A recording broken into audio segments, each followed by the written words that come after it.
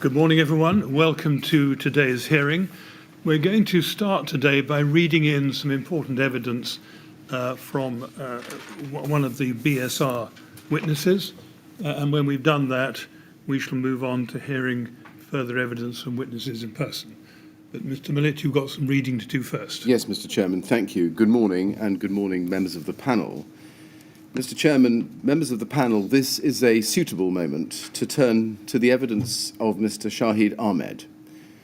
Mr. Ahmed lived in flat 156 on floor 18 with his wife, Saeeda Ahmed. They moved into the tower in 1992, and they became leaseholders of their property in 1999. Can I please ask for IWS 401335, page 1, to be brought up and displayed on the screen? This is the first page of Mr. Ahmed's Phase 2 statement. It runs to 138 pages. Can I ask for the last page to be displayed, please, page 138? We can see there that there is a statement of truth, a signature, and the date, 23rd of January 2020. This statement is accompanied by exhibits running to 194 in number. Mr. Ahmed has also provided the inquiry with a supplemental statement responding to set questions from the inquiry. That is at IWS 402369. Can I please have page 1 displayed? That is the first page of Mr. Ahmed's supplemental statement. If we go to page 48 of that page, of that statement, we can see that it is dated the 17th of March 2021, and it bears Mr. Ahmed's signature beneath the statement of truth. This statement has two exhibits to it, SA2 page 1 and SA2 page 2, and those are at IWS 402367 and 2368. I ask that both statements with all accompanying exhibits be read formally into the inquiry's record. Now, on behalf of the inquiry, at this point I would like to record the inquiry's thanks to Mr. Ahmed for his enormous effort and his assistance to the inquiry. His Phase 2 statement exhibits 194 documents, and he refers to many more documents, in total some 536. The inquiry's understanding of the experiences of those living in the tower, and Mr. Ahmed's in particular, have been most informed by his evidence. As his supplemental statement provides further clarification to issues that Mr. Ahmed has raised in his Phase 2 statement, I propose, Mr. Chairman, to move between these two statements so as to cross-refer to relevant issues as appropriate. I start with the background. Can we start, please, with the Phase 2 statement at page 4, para 13.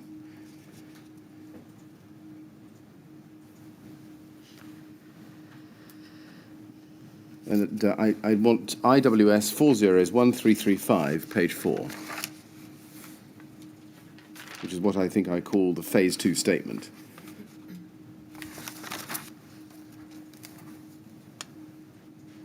Now, at page 13, Mr. Ahmed says this, under the heading Grenfell Tower Leaseholders Association, or GTLA. I spent many years campaigning as the founder and chair of Grenfell Tower Leaseholders Association, GTLA, for better and safer conditions at Grenfell Tower. I founded GTLA in 2010, SA11. The main reason I decided to create a formal leaseholders association in 2010 was that I thought we needed one voice.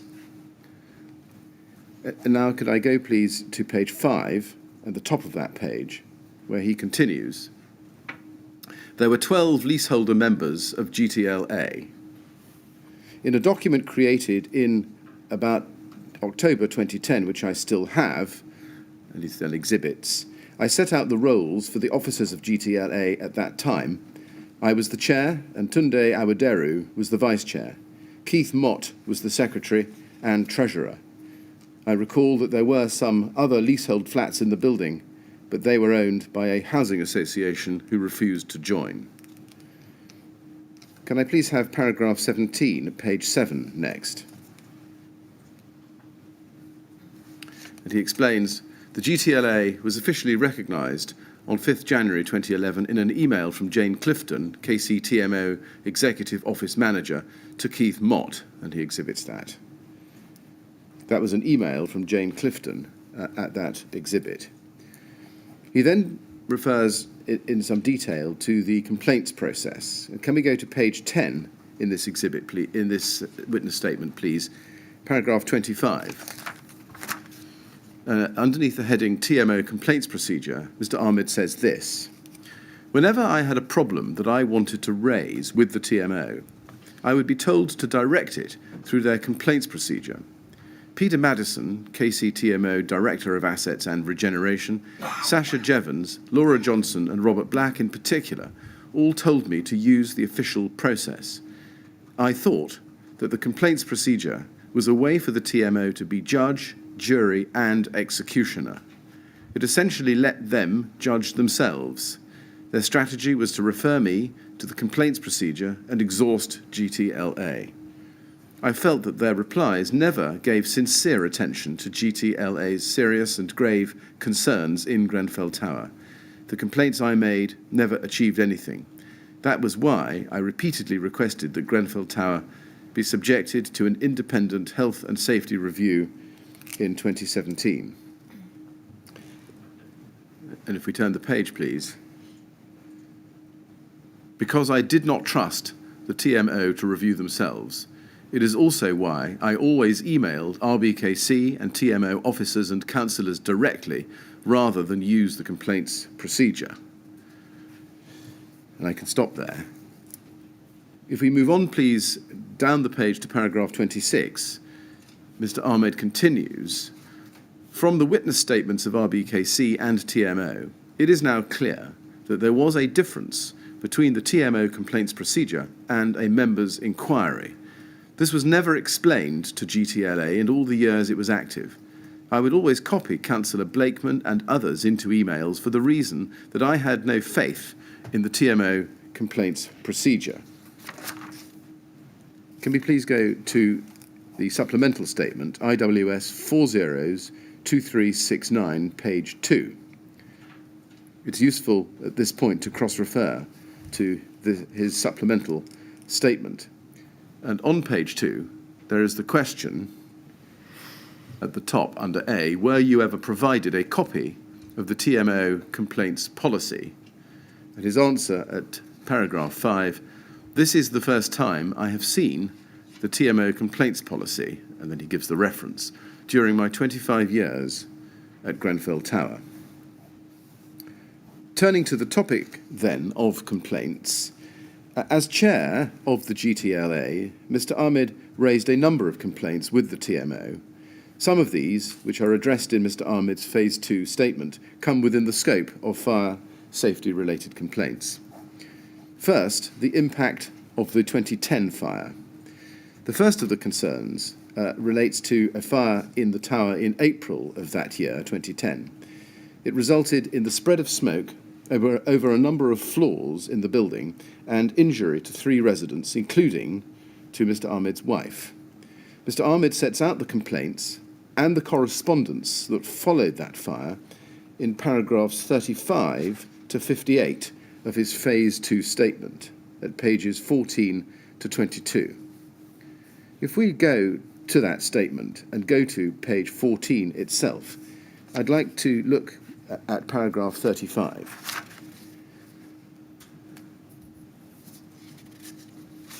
That's IWS 401335, page 14.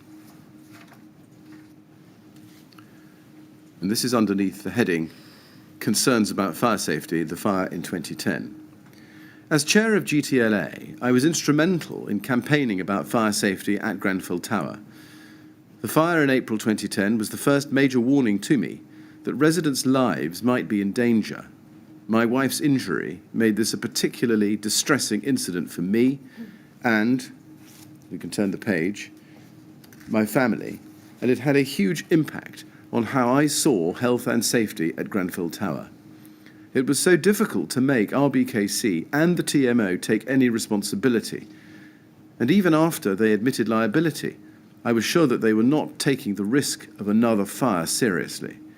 I was not just looking for money for myself and my wife. I was scared for all of the residents. Even after we won our personal case against RBKC, I continued to demand an explanation and better fire safety standards for years afterwards. Next, the AOV as a topic. If we go to paragraph 37 of this statement, a little bit lower down the same page, page 15, he says this: I attach the report of attendance by London Fire Brigade, issue date 22nd December 2010. I obtained this through my lawyer and paid £90 for the report. The report says that the firefighting lift was not working due to poor maintenance. The smoke extraction stroke ventilation system on the same floor as the fire did not contain the fire because of a fault in the system. Mr. Ahmed then goes on in subsequent paragraphs here to detail the correspondence that followed between himself and GTLA and the TMO over the fault in the AOV system. He also goes into detail in this in his supplemental witness statement. Can we look at that supplemental statement? Page 28, IWS 402369, at page 28, please. The discussion begins at paragraph 93, but we can pick it up at paragraph 95 on the screen here, where he first refers to the LFB's report into the 2010 fire. And then he says this: because I had this report, I did not trust the information that the TMA provided to me, whether in 2010 or afterwards. Daniel Wood said in a letter dated 20th of August 2010 that there was a minor fault with the smoke vents and that the seals on the vents did not close tightly, allowing smoke to seep out on higher floors above the fire. This made it sound like a short-term problem. However, I did not understand how a minor fault could result in heavy smoke travelling from the 6th floor to the 15th. I thought that a defect such as this should be considered a major fault, and I said as much in a letter addressed to Daniel Wood and Robert Black, dated 3rd September 2011. I have now seen an email from Spencer Sutcliffe, Kensington and Chelsea Fire Safety Team Leader, to Janice Ray, in which he describes the incident as a catastrophic failure of the system. If we move down to paragraph 97, please, on the same page, he says this: in a letter to my wife's solicitors dated 14th of April 2011, RBKC admitted, quotes, on the date of the fire for which we are concerned, the fire detection system which was in place at Grenfell Tower was defective, close quotes. I knew from this that the system was faulty and I was never told that it was working again. Can we then please turn to page 30 in this same supplemental statement? It is the case that GTLA's correspondence with the TMO about the AOV system, the smoke vent system, spanned a significant period of time.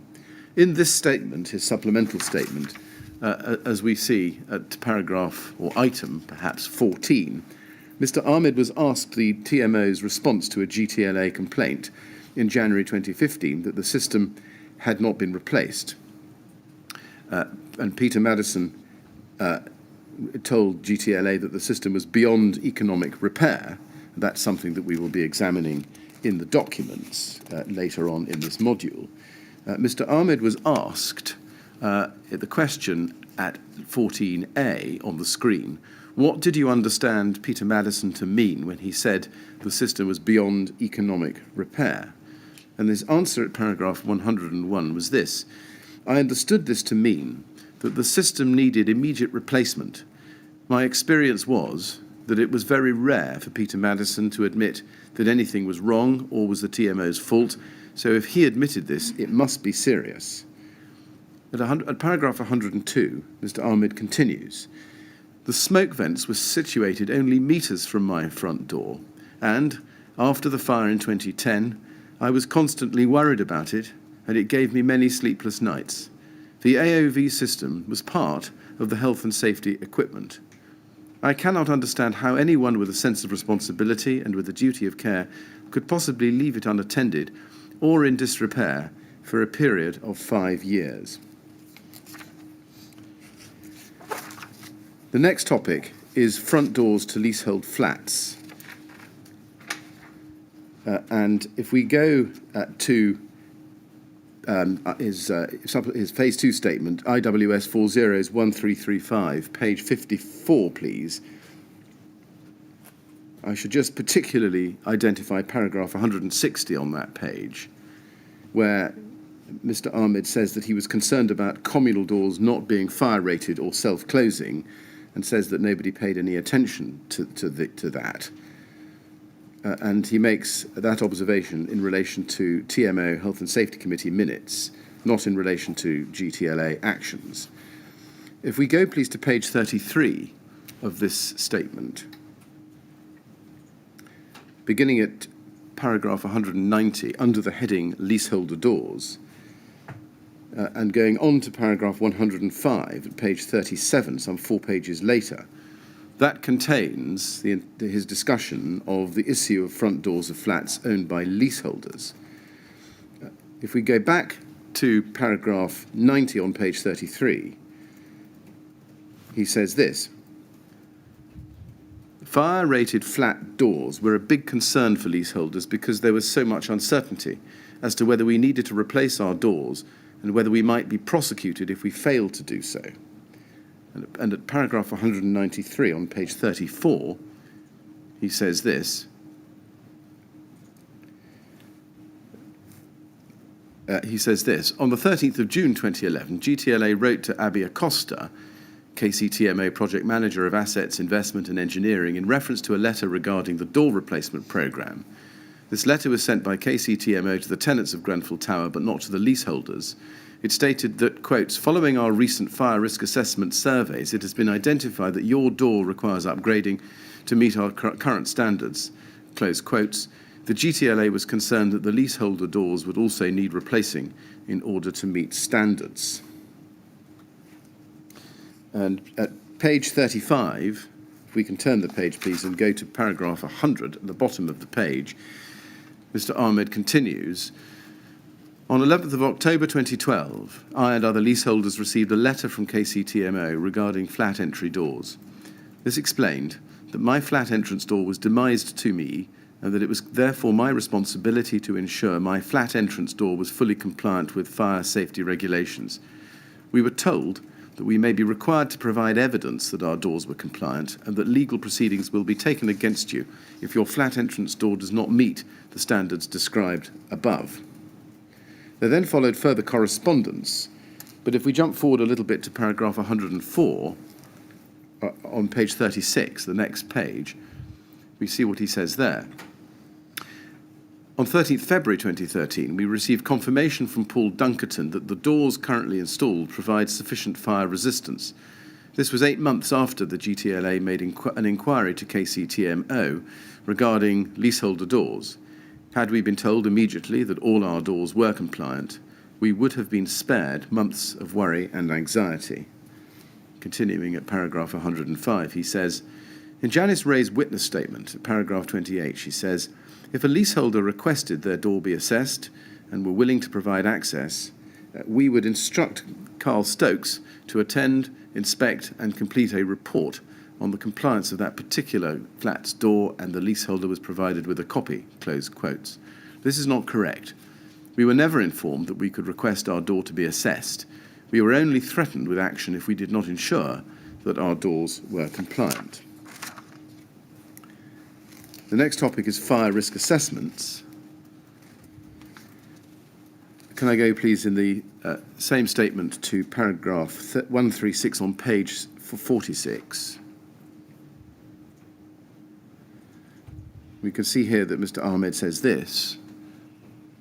GTLA was very concerned by the fire safety risk. We obtained a copy of the fire risk assessment from November 2012, which indicated failures with regard to testing and maintenance, Carl Stokes, fire risk assessor, observed that he had not seen test certificates to confirm regular checks on the emergency lighting and fire alarm systems, the dry riser, firefighter lifts and hose reels. The assessment noted that, quotes, there have been no fires in this building within the last 2 years. There was a minor arson incident in July 2010. Nobody was hurt, close quotes. If this is referring to the fire on 30th of April 2010, then there is a clear inconsistency with the LFB report, which recorded 3 people as injured.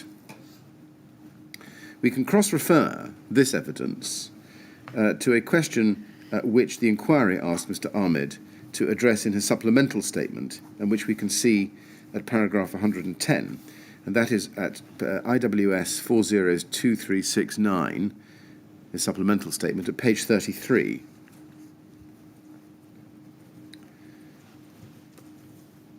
The question, just above paragraph 110, is, were you aware that fire risk assessors carried out fire risk assessments of the tower at regular intervals?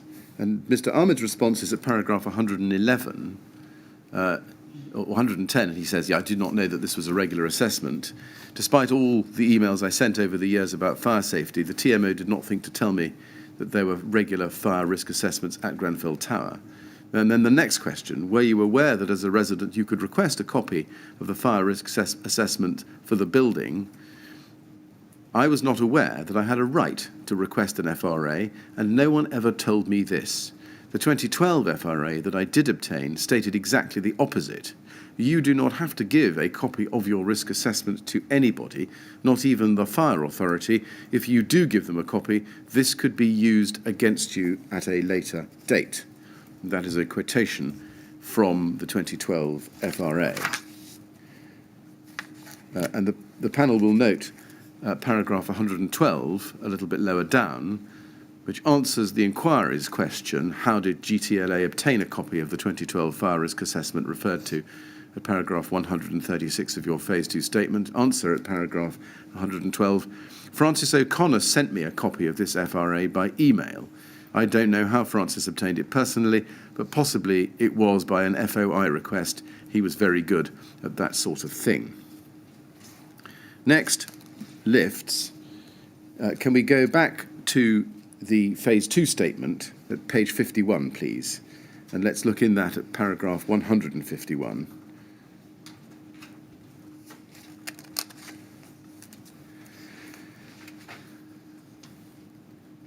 He says this, I now turn to the lifts. GTLA had complained about the lifts on numerous occasions. The lifts used to be out of order almost every week, and people used to get stuck in there all the time. I got stuck in there once, although I don't remember the exact details. There is an alarm inside the lift for when you get stuck. I think I pressed it, and it took a long time for someone to open the door and get me out. In the email to Councillor Blakeman and others dated 29th September 2016, I referred to the fact the lifts were replaced in 2005. I suggested that the overuse and misuse of the lifts by Ryden during the refurbishment was the cause of the current breakdown and malfunctions. The lifts were on their last legs despite only being replaced 10 years previously. I recall having to pay about £5,000 in service charges when they were last replaced in about 2005. The lifts were malfunctioning and breaking down all the time in the period immediately before the fire. He then gives evidence about the Tenant handbook, and I would just cross-refer here to the third statement of Janice Jones at TMO 0090052, where she says that the stockpile of residents' handbooks ran out in 2008 or 2009, and that's at paragraphs 22 and paragraph 9. Mr. Ahmed says this on this page at paragraph 155, if we scroll down, please. He says there was a lack of information and communication with KCTMO. One particular issue that I complained about on a number of occasions was that there was no tenant's handbook. In actual fact, he goes on to say, in actual fact, there wasn't one. And then he continues at paragraph 156. On the 6th of October 2016, I emailed Millicent Williams, KCTMO's neighbourhood officer, asking for a copy of the Tenant's Handbook. Her response, dated 24th of October 2016, was that she was unable to provide me with a copy of the handbook because it was under review and that it should be available for distribution in early 2017. I emailed back on 6th November, expressing my surprise and asking why they didn't have such a handbook and how they could manage thousands of homes without one. Millicent Williams emailed back on 23rd of November saying she would speak to the leasehold team. However, I never received a response, and as far as I'm aware, there was no tenant's handbook at the time of the fire in June 2017, contrary to what Robert Black says in his witness statement at paragraph 174. The next topic is gas supply. Another issue that the GTLA raised, as we've heard from Mr. Chapman, who gave evidence, was that of gas pipe installation. Mr. Ahmed addresses this topic at paragraphs 166 to 209 in his Phase 2 statement, at pages 56 to 73, respectively. Can we go to the Phase 2 statement, please, which is this one on the page, and go to page 56, 3 pages on, and let's look at paragraph 166, under the heading Concerns about Fire Safety, Gas Supply. He says, after the regeneration project was completed, I moved back into Grenfell Tower in April 2016. It wasn't long before my safety fears came back. In March 2017, I became concerned about an exposed gas pipe being installed through the main staircase and asked the TMO for proof that it had a health and safety certificate. The TMO would only tell me that they had limited control over National Grid, who were installing the gas pipe, and I got the impression that without my complaint, they would not even have realised there might be a problem. I did not know whether the pipe was made safe by the time of the fire, but I do know that the TMO refused my requests to appoint an independent health and safety expert to investigate the safety risks in the building. I can hardly believe that the TMO was so dismissive of residents' worries about fire safety in the weeks and months before the fire on 14th June 2017. Mr. Ahmed also discusses in his statement the efforts made by GTLA to obtain an independent inspection of the gas pipe installation. That's at page 62. And if we can go to paragraph 180 on page 62, please. He starts by saying this. In an email dated 28th March 2017, Sasha Jevons again refused to assist with hiring an independent inspector. The TMO knew very well that the residents could not afford to hire an independent expert without assistance. We were completely reliant on the TMO's goodwill because they would not seek an outside opinion. We only had whatever they told us, which we did not trust. In fact, I did ask GTLA members if they would fund an audit of Grenfell Tower by a health and safety expert, but not surprisingly, they were not prepared to pay for the costs of this. And Mr. Ahmed then continues in that paragraph and over the next few paragraphs to explain how GTLA reported its concerns to RBKC and the TMO and its board. If we can go to page 70, we can pick this topic up at paragraph 203. And there we see that Mr. Ahmed says this. I told everyone I could think of regarding my concerns, including RBKC councillors in other areas who are part of the tri-borough grouping, RBKC officers and TMO officers, and even Victoria Borick MP. Councillor Marshall and even Judith Blakeman had reservations about why I was sending these emails to so many recipients.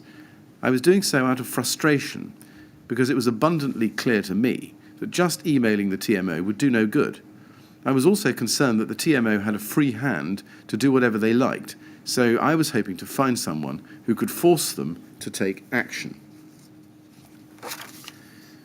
We then come to the topic of individual complaints. Mr. Ahmed, in his statement, has also dealt with a number of complaints in relation to his own home. He deals with those at paragraphs 210 to 216 on pages 73 to 75 of his Phase 2 statements. It's useful to read two particular paragraphs from that section. Can we please go to page 73 in this same statement and look at paragraph 210. He says this, as well as my work on behalf of GTLA, there were many occasions when I needed to complain to KCTMO and Ryden about issues in my own flat. When we bought the flat in 1999, it was still largely in its original condition. The front door, windows and internal doors were all, as far as I'm aware, the original ones. I got the same response with regards to my own flat as when I complained on behalf of GTLA. The TMO would reply late or not at all, pass me around various members of staff, and often found no effective solution. The real problem with Grenfell Tower was not the age or state of the building, it was the attitude of RBKC and the TMO. And then at paragraph 212, he says, there was a TMO out-of-hours service, but it was not very helpful. When there was a problem, such as no running water, there was an out-of-hours number that residents could call. They always asked if it was a problem in the whole building, because if it was just my flat, then I would have to deal with it myself. I would always get the response that I was the first person to call. This is a tactic that the TMO used every time I called the out-of-hours service. Finally, Mr. Chairman, I want to refer to the topic of consultation. Can we go in this statement back to page 23, please? And let's look at paragraphs 59 to 60. 59 is a long paragraph, and in it, Mr. Ahmed says that he was frustrated that there was not more resident consultation. One of the questions that the inquiry asked Mr. Ahmed to address in his supplemental statement was whether he or the GTLA were ever asked to join a residents group or committee to represent residents' interests during the refurbishment. And if we look at the supplemental statement, I should just show paragraph 60 of this statement before I leave this statement to go to the supplemental. And at paragraph 60, it's important to read this out, I think. I felt that the meetings and newsletters were a PR exercise and that the TMO had no real interest in what residents wanted. It was also disappointing that the start of building work kept being pushed back. When the work did eventually begin, and after it was completed, I was still exchanging emails with members of the TMO to sort out issues such as the location of the HIU and my windows. The whole process was stressful and ultimately disappointing. Now, if we go then to the supplemental statement, IWS 402369, page 16, we see Mr. Ahmed's response at paragraph 59 to the question about residents' groups or committees. And he says this: I was not invited to join such a group or committee during the refurbishment, either in a personal capacity or as the chair of GTLA. From the witness statements and documents that have been disclosed by the TMO, it is clear to me now that I was deliberately excluded from the consultation process. Mr. Chairman, that is all I propose to read from Mr. Ahmed's Phase 2 statements. As the panel will appreciate, he has provided a very lengthy Phase 2 statement and a supplemental statement answering the inquiry's specific questions. Can I repeat at the end now what I said at the beginning, and that is that the inquiry would like to express its deep thanks to Mr. Ahmed for the time that he has devoted to the preparation of both of these detailed and clear statements, which has deeply informed our understanding of the Module 3 issues. Yes, well, thank you very much, Mr. Millett. And as you say, we have the statements provided by Mr. Ahmed and also the documents that he's exhibited, which, of course, we shall consider very carefully when we come to make any findings. I'm very grateful, Mr. Chairman. Thank you. Mr. Chairman, I'm now going to leave the lectern and turn it over to Mr. Kinnear for him to examine the next witnesses. I think there needs to be a short break while there is a... Yes, perhaps we don't need to retire while that happens. You don't? No. Very well. We'll sit here and just wait for that to happen. Thank you.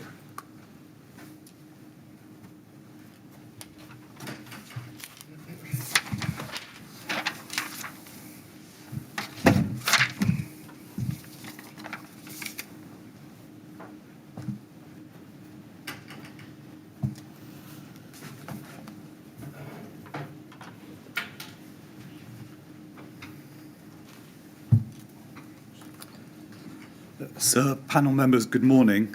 May I call Mr. David Noble? Yes, thank you.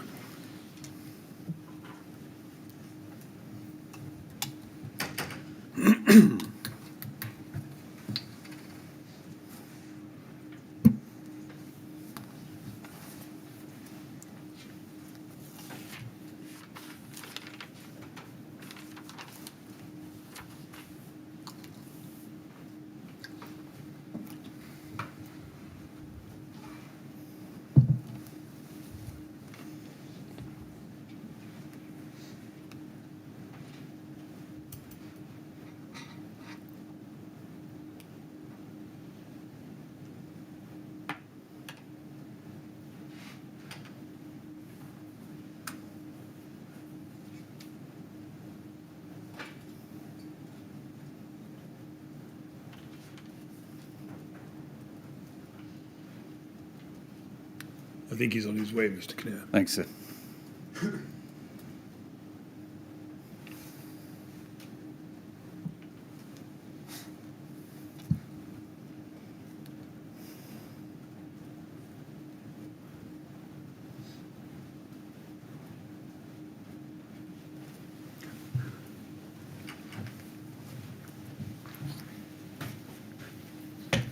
Good morning, Mr. Noble. Morning. I understand you're happy to make an affirmation. Yeah. So you should have the words on the screen in front of you. Could you read them out, please? I do solemnly, sincerely and truly declare and affirm that the evidence I shall give shall be the truth, the whole truth and nothing but the truth. Thank you very much. Now, do sit down and make yourself comfortable. Thank you. Yes, Thanks, Mr. sir. Kinnear. First of all, would you mind confirming your name? Yes, David Noble. Thank you very much for coming to give evidence today to assist the inquiry. It's much appreciated. My questions are intended to be short and simple, but if you have difficulty understanding anything I have to say, please say so and I'll rephrase it or repeat it. Yeah. Also, would you mind keeping your voice up when Yeah. you're giving evidence? It's so the transcribers have a clear account of what you say. Now, you have provided 3 statements for the inquiry, is that right? Yeah. And we will refer to the statements which will appear on the screen in front of you. The first one is dated the 14th of December 2018, which is at TMO quintuple 0884. The second statement is dated the 6th of March 2020, which is at TMO 00869 and the third and final one is dated the 24th of February 2021, which is at TMO 008996669.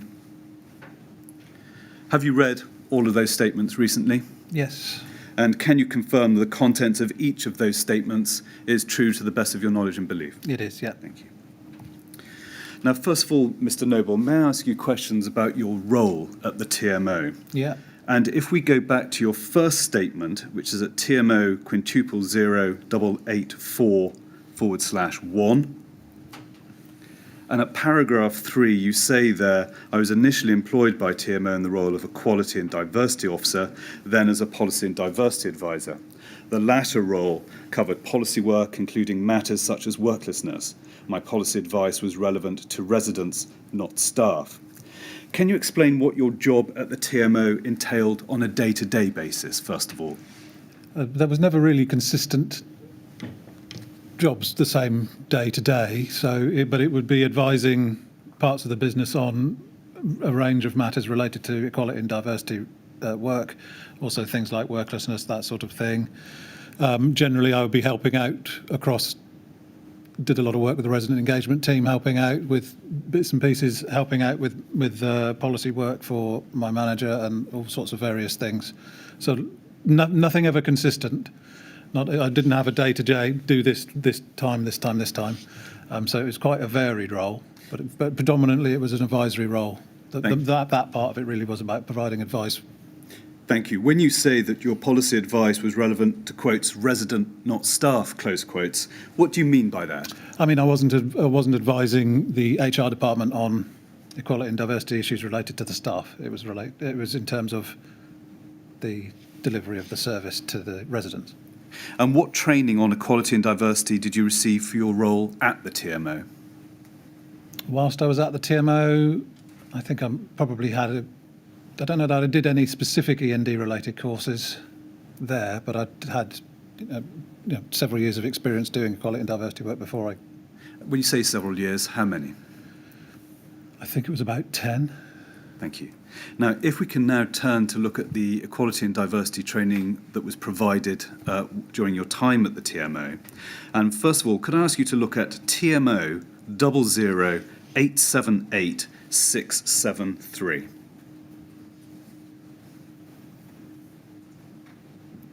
Now, this is a PowerPoint presentation entitled Equality and Diversity, and it bears your name there. First of all, did you prepare this presentation? Yes. How often did you provide this type of training to TMO staff? This was as part of the induction process. So for new members of staff, we would do it maybe up to 3 or 4 times a year. And was there an intention that all members of staff would receive this training?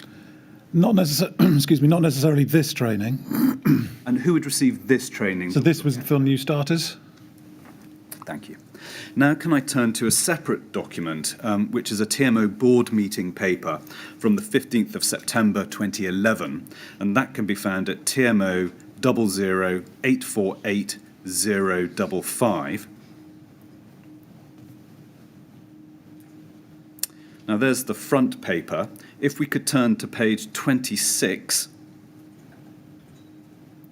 that is the cover page for agenda item 4, which was a quality and diversity paper which was presented to the TMO board.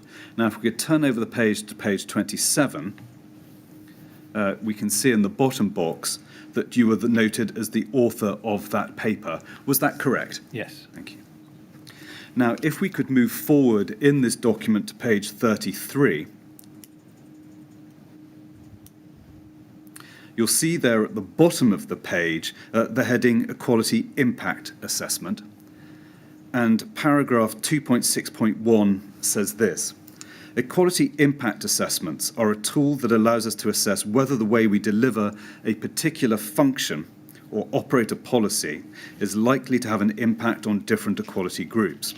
Where a negative impact is identified, we can then put in place actions to reduce or remove the impact. And if we could turn over the page 2.6.2, we will carry out an EQIA on all new policies and procedures as they are developed and review them after a year. First of all, what did you mean there by different equality groups? So those would have been the equality groups defined under the Equality Act. So there's protected characteristics, of which there are 9. And what was the purpose of the equality impact assessments themselves? Well, as it said in that previous paragraph in 261, it was about making sure that the way that we deliver our services wasn't having a negative impact on any particular group, so that everybody was able to access those services and we were able to make sure that we were delivering those services to all groups and all residents. And to what extent did the impact assessments influence the development of policies and procedures, particularly in the area of health and safety? I don't know that we did. I couldn't tell you for exactly whether we did them on those health and safety policies at the time.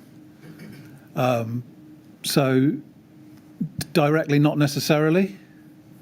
But that's not to say that those things weren't taken into account when they were drafted in the first place. Okay.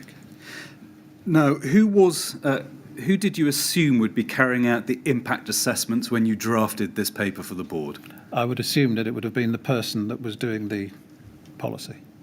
So, for example, because they were the subject expert really on that particular area. And so to take a particular example, when looking at the fire safety strategy, for example, it would be the person responsible for that strategy who would carry out the equality impact assessment. Yes. After its adoption by the board, were TMO employees instructed that an equality impact assessment was required for all new policies and procedures? I don't remember specifically, but I would have assumed that they were. Well, not all employees, no. But those that were likely to be doing policy work or writing new policies would have been.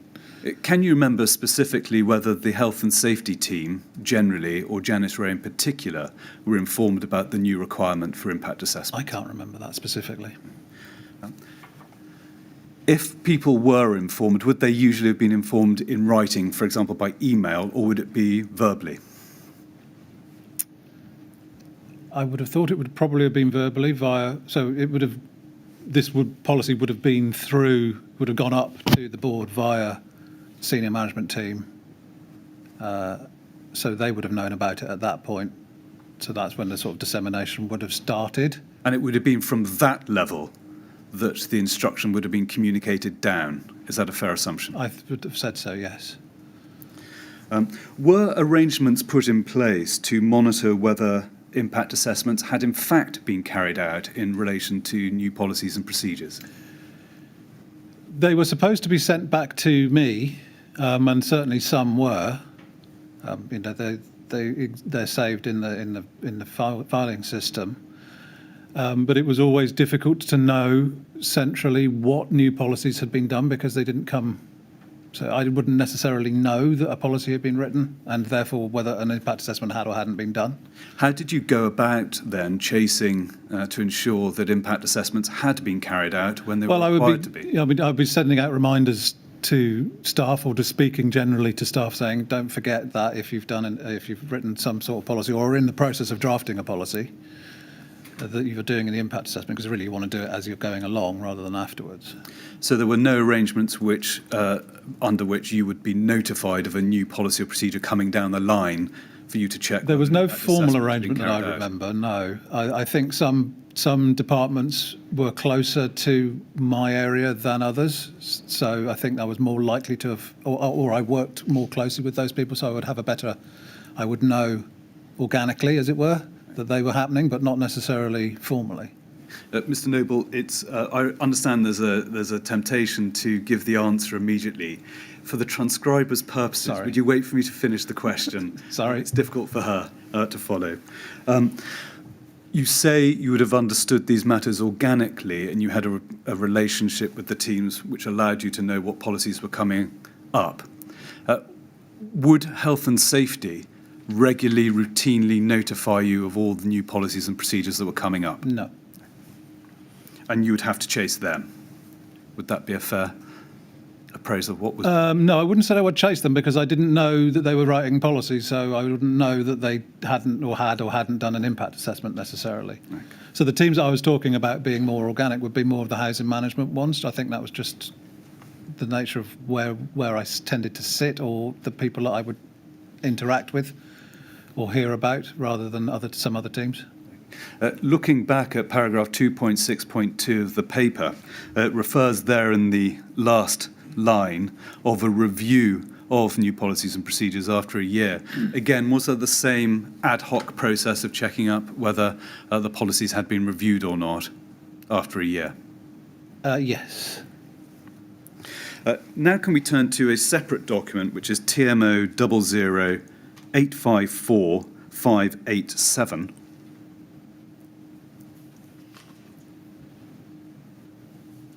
Now, there was a meeting of the executive team on the 25th of January 2012, and if we could turn to page 3, where we should see item 3 in the bottom part of that page under the heading Equality Impact Assessments. Now, it's minuted there that you attended, and it was noted that you would provide guidance on when equality impact assessments were required and how they would be carried out. First of all, did you do that? Did you provide that guidance? I believe so, yeah. And did you reduce that guidance into a document, or again, was it verbal instruction? No, there would have been a document. And how was that document communicated to relevant staff who were preparing policies that would be subject to an impact assessment? It would have been sent to SMT, and I would have expected them to disseminate it down. Possibly we would have taken it to Managers Forum. I think at the top of this document it said that Managers Forum existed by this point. So Managers Forum was a sort of level below that, below SMT, where a lot of those sorts of people would have been. So it may well have been discussed there as well. Did you raise at this time the need for or the advantages of a process whereby you received proactive notification of new policies that would be developed that would have to be subject to an equality impact assessment? Yeah, that's some of the sorts of things that we were trying to develop better at that Managers Forum level is for people to say what it was that they were actually working on at the moment. So that would sort of help to give me an idea about that sort of stuff. But again, it's difficult to know whether people would always tell me that. Is it fair to say that those processes never became crystallised into formal arrangements? They were never as formal as I would have wanted them to be, certainly. Now could we turn to the fire safety strategy? And first of all, could I ask us to go to an email exchange which can be found at CST*04044. And we see there an email from you on the 21st of November 2011 to the executive team, ET, and the senior management team, SMT, to advise them that, in your view, the public sector equality duty would apply to the TMO as they were carrying out work of a public nature. First of all, was the advice you gave in that email accepted? As I recall, yes. To the best of your knowledge, did the TMO review or modify the fire safety strategy in light of your advice on the public sector equality duty? I don't know. Can you remember any changes in relation to health and safety matters that were made following your advice regarding the public sector equality duty? Not that I remember, no. Now, if we can go to the top of this present page, we can see that your briefing was forwarded to Janice Ray, who in turn forwarded to Mr. Stokes. Now, following your email of the 21st November 2011, did Janice Ray seek your advice about the public sector equality duty and its impact on the performance of the TMO's fire safety duties? I don't recall. Do you recall any time after November 2011 where Janice Ray asked for your advice on that subject and how it touched upon or affected health and safety duties? Not the equality duty specifically, no. Not that I remember. So no specifics spring to mind? No. In November 2013, a fire safety strategy was prepared by Janice Ray, which we can find at TMO 00830-598.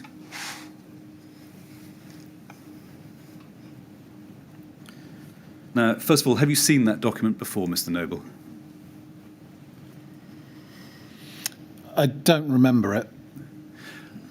Even if you hadn't seen it, were you aware that a new fire safety strategy had been prepared in November 2013? I was aware that there was a fire safety strategy. I couldn't remember at this point now whether when I knew that it existed or whether I knew it changed. As it was a new policy or procedure, would you agree that it required an equality impact assessment? Yes. Can you remember ever seeing an impact assessment being provided in relation to this strategy? No. Would you accept that an impact assessment of the fire safety strategy would require an assessment of that strategy's potential impact on disabled residents or other residents with a protected characteristic? Yes.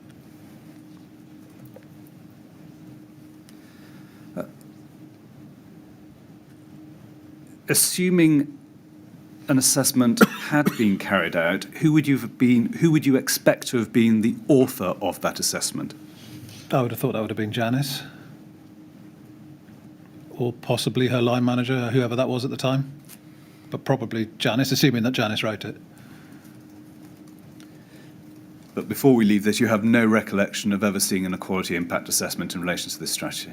I don't remember one, no. Do you remember chasing for one? No. As in, no, I don't remember chasing for one, rather than I don't not remember. Thank you. Can I now move on to a separate topic, Mr. Noble, and that's in relation to data and information collection. Now, if we could go back to your second statement, which is at TMO 00869-574/1,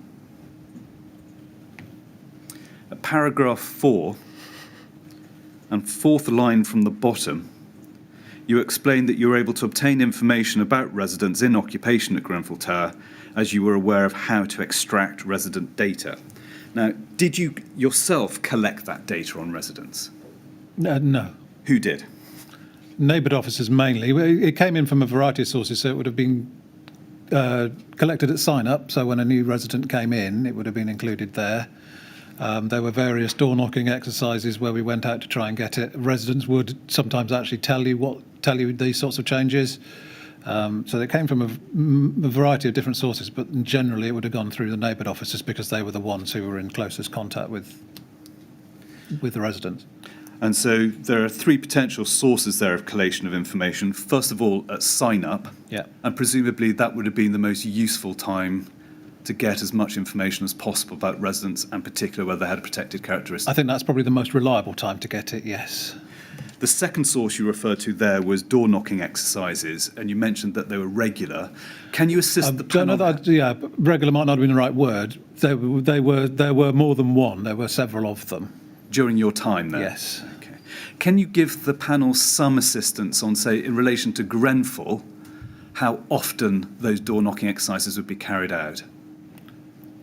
Oh, I would have thought probably 2 or 3 times in terms of A year or during your time? during my time there. That's talking about in terms of where we had a specific corporate drive on to do that sort of. So we would be going across the estate, the TMO stock, to try and improve data and plug gaps.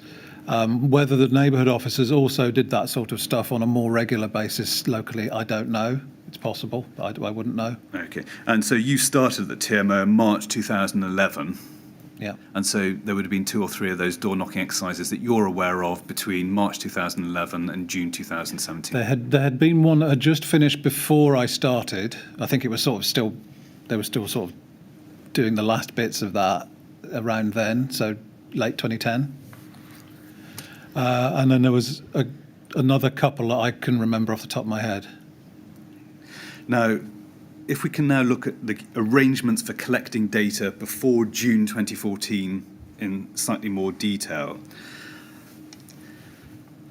how would you provide diversity and equality advice to the TMO without detailed, reliable knowledge of the constitution and makeup of residents within and living in the TMO's estate?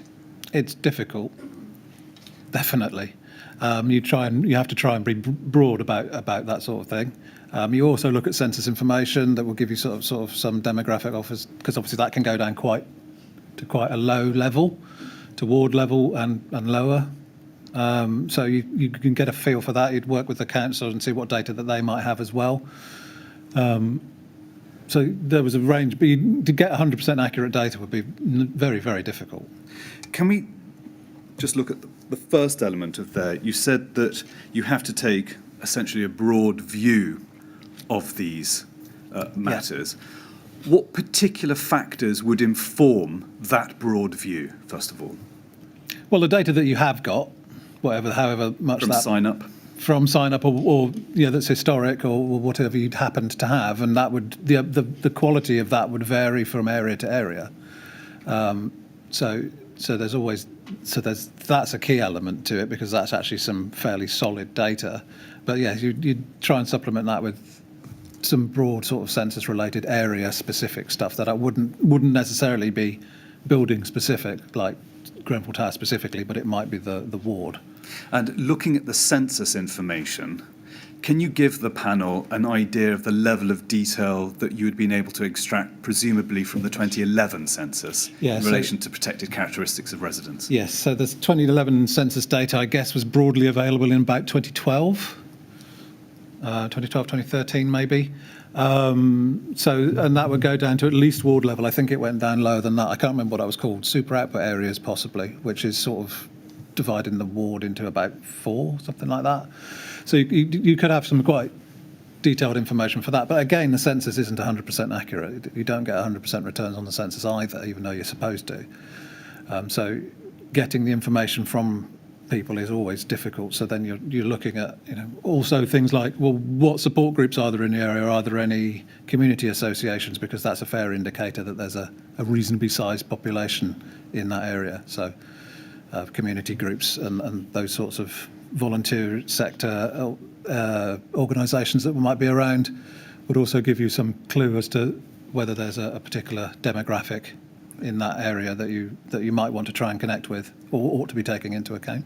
But am I right in assuming, and please shout if this isn't right, that the census information wouldn't give you granular detail, for example, that a resident in flat X had the following impairments or vulnerabilities or disabilities? No.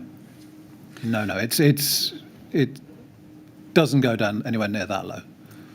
Were you familiar with the TP tracker? Yeah, broadly, yes. And would you be able to give a broad steer to the panel as to what the TP tracker was and what it did? It's one of those phrases that's in my head, and I'm trying to remember what it actually did. It was a piece of software that was bought before I joined, and never really. I don't think many staff really liked it. I think they found it a little cumbersome to use. But I think it was intended to hold information about residents' interests in participation. I think the TP is tenant participation. So residents' interest in being involved in particular groups like committees or residents' associations or whatever, those sorts of things. So I think that's where that information was supposed to be held. And I think that was generally acquired from that data gathering exercise that I mentioned that happened in 2010. So I think that they were trying to gather information from residents on what they would be interested in doing, and that also included some demographic information. Did you use the TP tracker yourself for your work? No. And why not? Because it was mainly around resident engagement related work and that sort of stuff, so that would have been related to their team. The equality and diversity data that came from that process was recorded, I think was also pulled out from there and recorded into the main as a management system. Understood. Now, keeping on the theme of resident engagement, could we now go to document TMO 00851150? And as your title shows, it's a resident engagement team briefing on the 6th of May 2014. And if we could go to page 3 and item 4.1, which is midway down the page, slightly below midway, your DN reported that ET, so the executive team, had agreed the process for data collection. A temporary officer had been appointed to update details on W2. TMO were looking to arrange door knocking for every tenanted property. Questionnaire would include ethnicity, income, children and other family members' details, date of birth of everyone residing in the property, etc. Questionnaire would take up to 30 minutes. This would be a rolling programme. Now, is that a fair summary of the TMO's processes for collecting information as at May 2014? So that would have been the process for getting information other than from sign-up, yes. And if we could look in particular at the questionnaire, and if I could ask that IWS quadruple 01778 be brought up.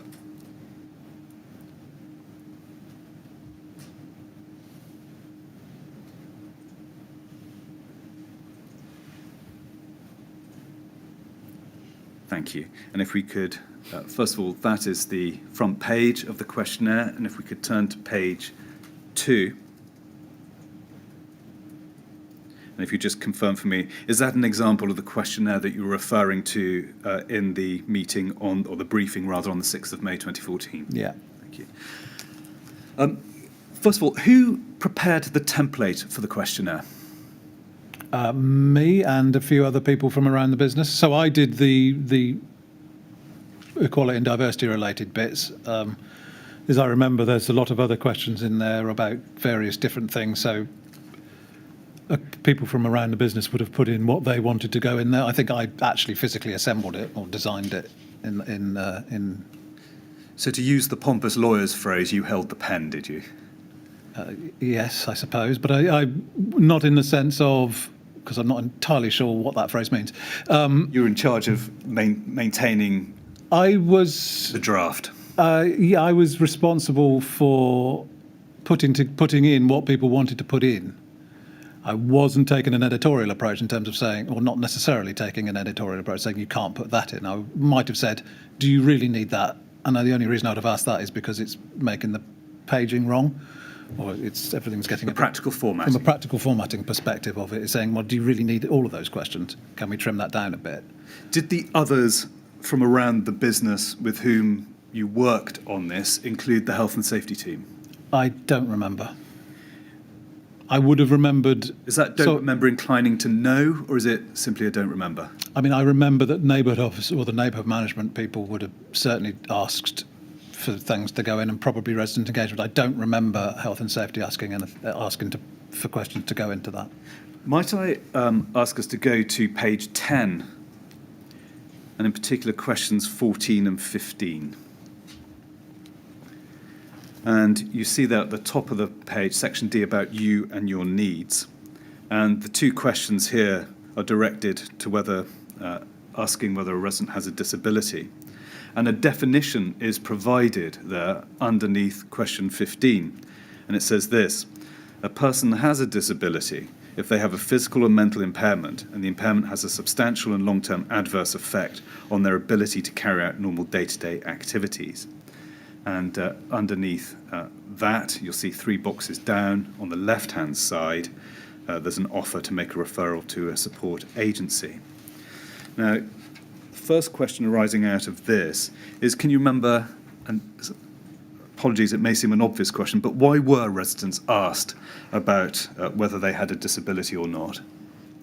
Well, as you were saying earlier, knowing who your residents are helps you deliver better services to them. So understanding what disabilities people may have is important to understanding whether you need to tailor your service to them so that they can receive it effectively. So that's the main reason for asking that. Can you help us know why residents who reported a disability weren't offered the opportunity to be referred by the health and safety team for a personal emergency evacuation plan? I can't remember. Are you familiar with the term PEEP? Yes. Is there any reason why such an offer could not have been included in this questionnaire? It could have been included, yes. Do you remember any discussion about whether that particular offer ought to be included within this question? I don't remember that discussion. I don't remember whether, when disabled people were identified, whether there was a process to inform health and safety about it. There may have been. I don't recall. Was there any discussion about that question? Not that I remember. Do you remember any discussion which involved PEEPs at all in relation to this questionnaire? Not that I recall, no. Were you responsible for uploading the information from completed questionnaires onto the system? No. Who was? So I think in the previous minute it mentioned that they'd been appointed a temporary officer. temporary officer to do it, so that was their function, but they did report to me. And as a result of the data collected from these questionnaires, did you consider that there'd been an improvement in the detail and accuracy of the information you held regarding the needs of residents in the TMO stock? I seem to remember that I felt that it improved, yes. I can't remember the levels at this point, but yes, it got better. And did that improved detail and accuracy prompt or inform any later discussion about whether PEEPs ought to be offered to disabled residents or residents with some impairment? I remember that there were discussions about PEEPs and how residents would get them, but I can't remember when that was, and certainly not in relation to whether it was before or after this. Can you remember whether, following the publication of the questionnaires, any training or guidance was given to staff about when to make referrals to the health and safety team for PEEPs? I don't remember, no. Can we now turn to a separate document, which is TMO 00851268?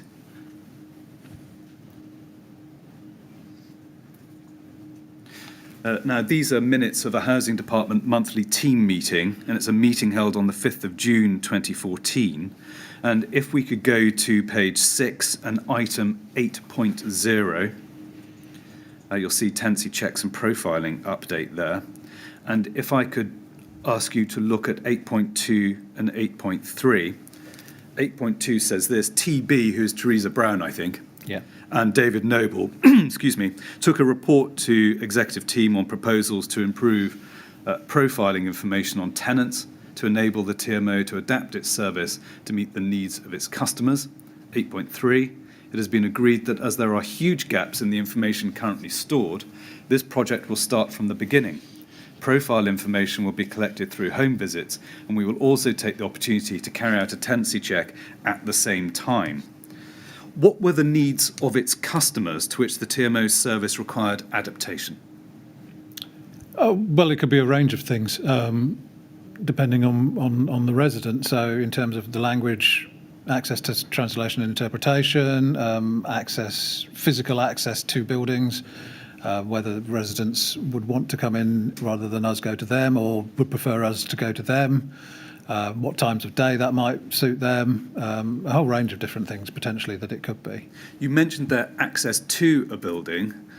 Was there any consideration of how tenants, for example, would evacuate a building in the event of an emergency, for example, a fire? In relation to this, Yes. no, not that I would. No, that wasn't really the scope of it. That would have been carried out as part of fire safety, health and safety processes. That wasn't the function of this document. You've possibly touched upon this in earlier answers, but what were the huge gaps referred to at para 8.3 here? It would have been issues. It would have been gaps around ethnicity information, probably, and possibly gender information as well. Potentially gaps around disability information, but it's difficult to know where that gap exists because everybody has a gender and an ethnicity. So you know if you don't have 100% data on that, but you don't know necessarily whether you've got 100% information about somebody's disability status, because if they don't have a disability, they don't generally tell you. And what profiling information did you intend to collate? So that would have been information on ethnicity, gender, disability, age, sexual orientation, religion, possibly, I can't remember. They would have been whatever questions were on that questionnaire.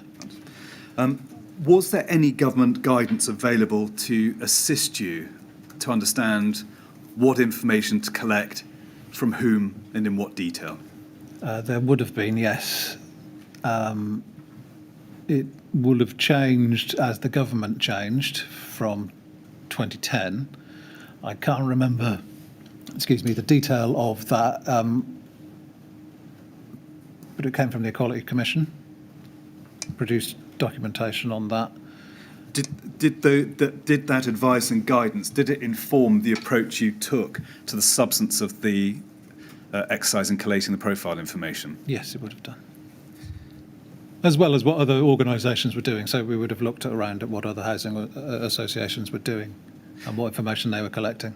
And for the purposes of profiling information, looking at the last sentence in 8.3, would the primary means of obtaining that information be via the home visit? Outside of the sign-up, yes. Yes, those sort of targeted pieces of work, yes, that would have been the best way of doing it. But was that the intended way of doing it? In terms of going out and knocking on doors? Yes. Yes. Now turn on to a different topic, which is the monitoring of tenancy audits. And could I ask you to look at a spreadsheet which can be found at TMO 00860130.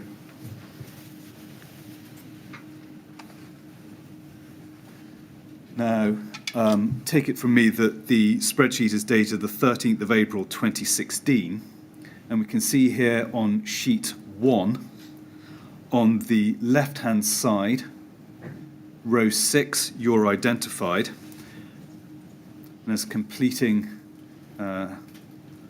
one audit in August. And if I might ask the document manager to bring up sheet 2, and you'll see in the top left-hand corner a box called Overview, which says this report brings back information on all tenancy audit processes completed within the reporting period. Please note that this will not include information on audits attempted and completed but not yet logged on W2, e.g. following estate door knocking exercises. Starting with the basic question first, when you refer to a tenancy audit, is that a reference to completing the questionnaire we were looking at a few moments ago? Yes, I believe so. Second basic question, what was the purpose of this spreadsheet? I think it was just to record who had completed their response. So simply a monitoring exercise, Yeah. who's doing what? Now, the overview referred to recording audits which were logged on W2 only. Now, does that mean that all information gathered from a tenancy audit was logged only onto W2? No. Where else was it downloaded onto? So the tenancy audit would have been saved into W2 in terms of that would have been a scan, a scan of the physical document. So W2 was the document management system, really. So it just held copies of the documents. It would have been entered into Capita. Okay. And from Capita, that means it gets pushed into the CRM system automatically. And were you able to capture historically recorded information regarding the disabilities and impairments of residents? As part of this process? Yes. Well, no, this process wouldn't have captured historical stuff. That was the point of it. It would have gone in and said, what's the situation as at now? Sorry, that was an imprecise question from me. Putting it differently, would you have been able to access historic data via W2 on residents' vulnerabilities, etc.? If there was a paper version of that, if there was a paper information about that, then yes, it should have been in the tenancy file, which means it was in W2, yes. Thank you. Now, but it would have just been, it would be like opening up a file of paper and finding out the relevant piece of information. So it wouldn't necessarily, it's just, you'd have to search through it to find it. It wouldn't have been recorded necessarily in a specific place. so it wouldn't have been easily accessible. Is that a fair? It would depend, yes, broadly. It would depend obviously how big the file was, but yes, broadly. And as ever, how efficient the collation of that file had originally been. Yes. Now, looking at sheet 2 of this spreadsheet, it may help if the document manager could scroll down just to give you a broader view of what's on it. As you see, dates. But if we go back up, you'll see the information headings in the top line. Would you agree with me that there's no reference to disability or vulnerability there? Keep going. If you're saying there isn't, then there probably isn't, but I'd have to see I'll it. let you look at it, just in case I've not understood something or missed something. Yeah, that isn't in there. Where was that first of all, why wasn't information on disability and vulnerability recorded on this spreadsheet? Because it wasn't necessarily relevant to the people doing the tenancy audit. And why wouldn't be necessarily audited? If I could just Generally that information is kept quite confidential. Certainly the disability-related stuff is. So neighbourhood officers wouldn't necessarily need to know that until it was specific. So and where was that information recorded, the disability and vulnerability? in Capita again. And who would have access to that information? You mentioned neighbourhood officers might not necessarily have. No, as I remember, neighbourhood officers would have access to ethnicity data and probably age and gender. The sensitive information like sexual orientation, religion and disability was much more restricted. I had access, possibly someone in the performance team, maybe senior managers, I can't remember specifically, but that was much tighter. Neighbourhood management managers, probably. Would anyone in the health and safety team have access to that information? I can't remember. Can you remember whether Janice Ray in particular had access to that information? Well, the health and safety team was 2 people, so if one had it, they both did. Okay. I honestly can't remember with certainty as to who did or didn't have access to that. It'll be documented somewhere. Can you help us? We saw on sheet 1 your name together with a number of other TMO employees. Were employees aware that if they encountered a resident who needed support, for example, evacuating from their home, that they could be referred to the health and safety team for a peep? Were you aware of that? I knew that. I would think the vast majority of these people did because they were housing officers. And I think they always worked in pairs, if I remember rightly. And if they were aware of it, you said you were aware of it, and you were aware of it because presumably you've been instructed and trained on that. I can't remember why I was aware of it, but I was. And did you ever refer, when you were carrying out this type of work, did you ever refer anyone to the health and safety team for a peep or raise the question with the health and safety team? I didn't. For one of my, well, like I said, I didn't do many.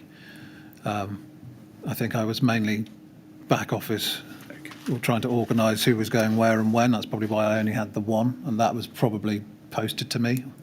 So from your particular perspective, can you remember ever seeing a resident referred to the health and safety team for a peep? No, but then I wouldn't necessarily expect to. Okay, thank you. As in, I wouldn't expect to have seen it, rather than to say I wouldn't have expected it to happen.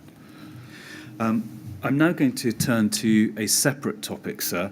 I don't know whether this is a convenient time for both you and Mr. Noble to have a brief break. And perhaps the transcriber as well. Yes, I think that probably would be a good thing, but we'll take a break now. If we say we'll come back at 20 to 12, will that be all right? Thank you, sir. Yes. Mr. Noble, we have a break during the morning. Everyone Yes. needs one. And so we'll take it now. As I've just indicated, we'll come back to resume at 20 to 12. I have to ask you, please, not to talk to anyone about your evidence or anything relating to Yeah, it that's fine. while you're out of the room. Yeah. All right? Yeah, Good. thank you. Thank you very much. We'd like to go with the usher, please.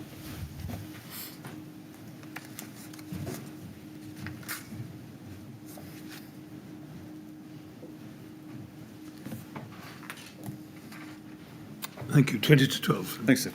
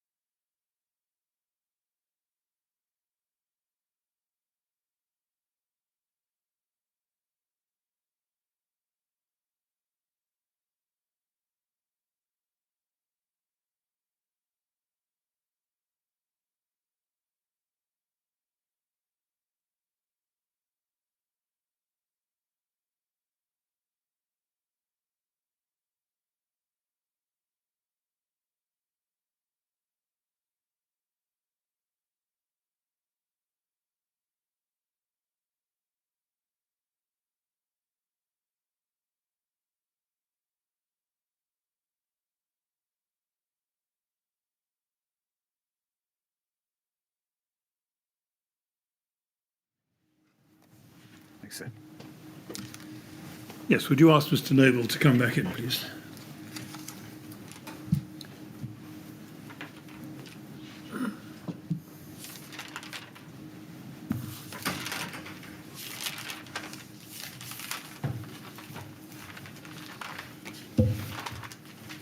All right, Mr. Noble, I'm sorry we kept you waiting longer than I That's okay. indicated. We had a little technical difficulty, but we're ready to go on now. I hope you're ready to go on too. Yep.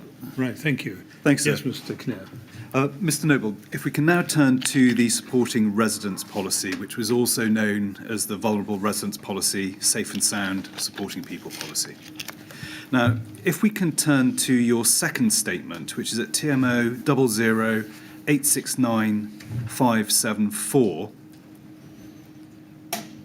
and /3 to paragraph 12.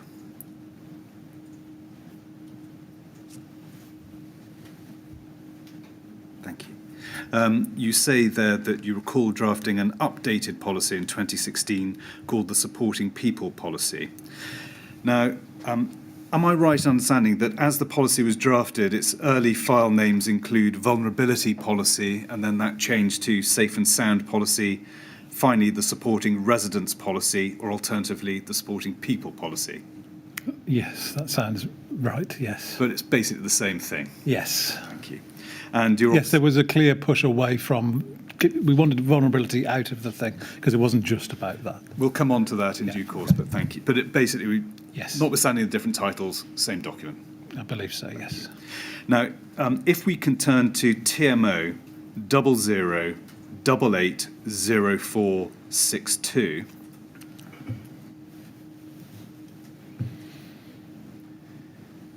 Now, as the title indicates, this is the Safe and Sound Policy Draft 2. And if we could go to page 8, we'll see there in the tracked changes on the right-hand side, in the middle your name, but on the right-hand side, the date, the 17th of December 2014. Now, bearing that date in mind, first of all, do you recall that particular draft? No. Do you recall who drafted this iteration of the policy? Me. Bearing in mind that in your paragraph 12 of your second witness statement, you said you recall drafting an updated policy in 2016. Looking at this, looking at the dates of the track changes there, would you accept that you appear to have started work on it certainly in December 2014? Yes. Now, was this policy or this iteration of the policy prepared as part of the tenancy audit process that you and Teresa Brown had planned and which we discussed before the break? Yes, I think so. Yeah. This might have even been earlier than that. I think that might have evolved into something a bit bigger later. If it was earlier than that, can you remember whether there was any particular prompt for the decision to revise the policy? No. No, I don't remember. In an earlier answer, you touched upon a view that the title of the policy should change, and it's changed from vulnerability to safe and sound policy. Can you explain to the panel why that decision was made? I think it was more a question of it just didn't want the policy to just be about vulnerable people, not least because the definition of vulnerable is very difficult anyway as to what defines a vulnerable person. So I think it was more about making sure that the focus of the policy really was about making sure that we were supporting residents as best we could, but whether they were vulnerable or not would be a matter of, dancing on the head of a pin, really, defining whether they were or weren't vulnerable. Thank you. And if we could turn back in this document to page 5, and there's a heading at the bottom of that page, storage and access to information, and the policy, the draft, refers to storing information about residents' vulnerability on Capita. Again, we may have touched upon this, but who did you envisage updating the information regarding residents on Capita? Generally, I would have thought the neighbourhood officer themselves were, if they had access to the section of information that they were trying to update. And if they didn't, I would have assumed that they would have sent it to me or someone that did have access. So dealing specifically with details of, say, a disability, Yeah. If the relevant officer did not have authorisation, the responsibility for inputting the information would be passed upwards to someone who was authorised. Yes. Now, if we can go to the top of page 4 in this document, and there ought to be a header, there we go, the top people currently on the system. And you comment there in DN1, the comment at the top right-hand side, that in essence you need to decide whether those people should remain on the system. The paragraph also says that vulnerability information on the system has been cleansed. Now, does that mean that all information on whether a resident was vulnerable, which was held before 2014, had been deleted? I don't remember specifically, but there had certainly been discussions, and I don't remember necessarily the outcome of them, but around how long you can keep that sort of information on the system before it stops, before you run into data protection questions, because you're really only supposed to keep the data for a relevant period of time. Obviously, some disabilities aren't going to change, but some might. So whether you want to, particularly things like around mental health conditions, somebody might have depression, say, at a period of time, but may have recovered later. But therefore, should you be keeping depression on the system forever? No. But at what point should you remove it, and what would the process be? Equally, somebody could be classed as vulnerable if they've happened to have a broken leg, but they're not necessarily vulnerable later. So the questions around how long you keep that information was difficult. I don't remember necessarily the outcome. And it's more precise on that. Can you remember whether there was a data protection policy that was revised specifically to capture how long information ought to be kept in relation to an individual's disabilities? I don't remember. There was a data protection policy. I don't remember whether it held that sort of level of detail or whether it was drafted or redrafted at any point. No. Thank you. Now, can we now turn to the vexed matter of a definition of vulnerability? And if we could turn to page 2 in this document. And there we go, just roughly above halfway, there is a definition of individuals or households who may require support. And it says this: an individual or household with care and support needs, or who is experiencing difficulties with day-to-day life as a result of health or disability, age, social, family, financial, behavioural, or other circumstances, or any combination of these. Now, was that the working definition of a vulnerable resident that was used by the TMO generally and or for the purposes of this policy? I think that was more of the definition that we came to as part of the drafting of this policy. Did that definition reflect the practice and procedure that the TMO adopted in relation to identifying vulnerable residents?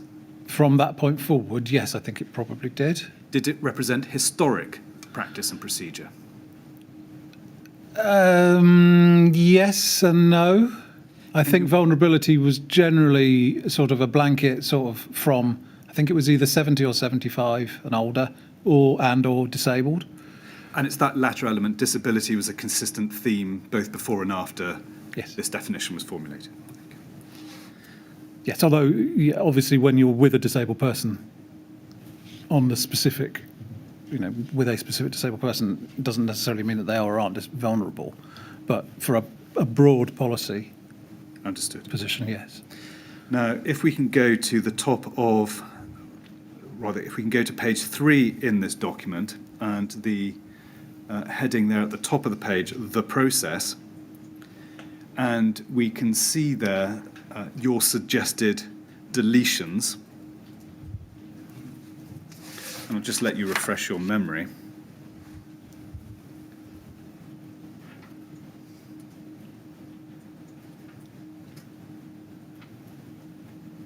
Mm-hmm. and slightly further down as well, where it deals particularly with peak process under the emboldened heading existing definitions.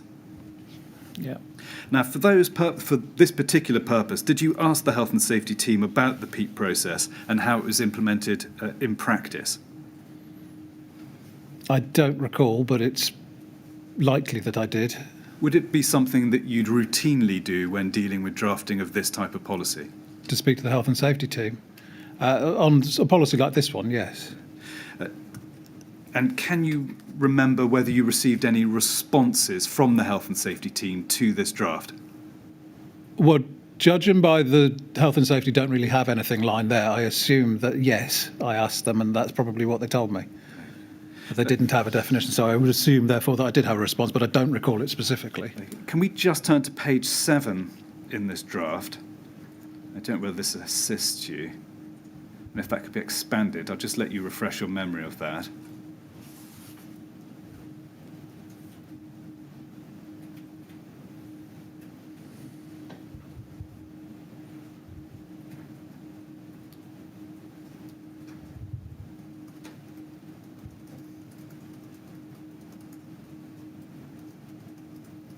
So the absence of any express reference to the health and safety team there, am I right in understanding your evidence that that should not mean that they weren't consulted? Yes, I mean, this is a list of things to be done as part of either drafting this policy or work coming out of it. So, yes, that doesn't mean that we didn't consult them. It's just we got what we needed from them, or got what we could. Now, could I now turn on to the next topic, which is recording information on TMO systems? And could I ask you to go to TMO 00880477?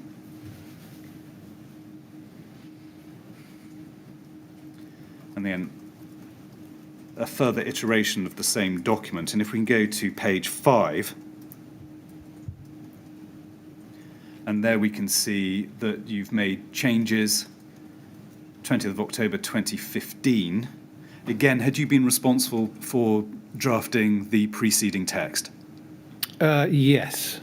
I mean, I think it was a collaborative piece of work between myself and Teresa. But in terms of doing the actual writing, yes, I think that was me. And the collaboration would be discussing its contents and the approach, and you'd be responsible for the mechanics of drafting, is that fair? Yes. And if we can go to page 4 in this document, and in particular paragraph 5, which is entitled Storage of and Access to Information. And there we see in the comment box at the bottom right-hand corner, you say this section will probably have to change as CRM gets implemented, as I'm not sure where the best place to store it will be. CRM will probably have better capacity to record more detailed information, but then it won't necessarily be on Capita at all. Now, this version of the policy was produced in October 2015, Yep. so round terms 10 months after the previous draft we've looked at. Can you help the panel in understanding why the policy had not yet been finalised? I wish I could remember. I presumably there was a range of other work in that period of time, either for me or Teresa or both, that was felt to be a higher priority, and that was what the focus was on. But what that was, I can't remember. It wasn't that there were specific objections to the... Not that I recall at all, no. I think it was just a workload issue. Because this policy was broadly trying to write down what custom and practice broadly was. And had any information regarding vulnerable residents been stored on Capita by this time, i.e. October 2015? Yes. Now, it appears that tenancy audits were already being carried out by this time, October 2015. Were TMO employees carrying out tenancy audits in the awareness of this policy? Presumably, yes, if it reflected broad-term practice. Well, not... They were carrying it out in terms of the broad stuff that was in this, but not specifically this policy, because obviously this was still a draft. But in terms of the broad principles that were within it, yes. And Mindful of what you set out in the comment box, was any decision made about whether to store vulnerable residents' information on CRM or on Capita, and if so, the timing as to when that process would start? The timing specifically, no. I think the decision generally was to leave it on Capita for the time being and then review it as the CRM system bedded in. And we got more familiar with it as a system, but the intention, as far as I remember, at this point was that Capita would be the master system for holding that sort of information, and that it would, as I recall, be pushed overnight. So if there was a change in Capita, it would get pushed into CRM, so that CRM would have the data in it, but it lived in Capita. Okay. Can I now turn to a further version of the document, TMO 00880481. And we see in the box at the very top of the page, version 1, author U, operational date April 2016. Again, it's now changed its title, but again, the same document. Is that fair? I believe so, yes. And if we go to page 4 and paragraph 5, again, storage of and access to information, we can see what's set out there, and I'll just let you refresh your memory and read those 2 paragraphs there.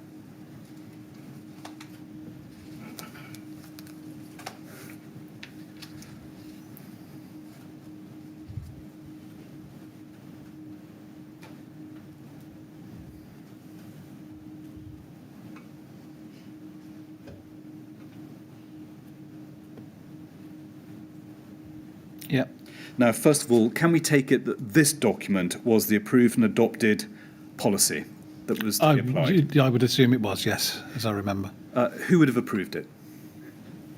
It was certainly SMT, maybe ET as well. I can't remember. Most things will have definitely gone to SMT. Some things went up beyond that, but I can't remember the criteria for what did and didn't go up. And the operational date on the first page, that accurately recorded the date upon which the policy fully came into force. Is that right? I see no reason why it wouldn't. And would the policy, or was the policy circulated to all TMO staff? I can't remember what the policy circulation methodology was. People would have been made aware of it, and I would have thought it was made available on the staff intranet or similar sort of place. I can't remember the logistics of how that worked. Would posting it on the intranet be supplemented by an email alert that there'd been a new policy? I would have thought so. Or the SMT members would have told their managers, who would have disseminated it via team meetings and the like, verbally. There's a reference in paragraph 5 of the policy to the customer first system. What was that? I can't remember. I think it was a sort of broad umbrella term for information gathering, but I can't really remember with certainty. It wasn't my area.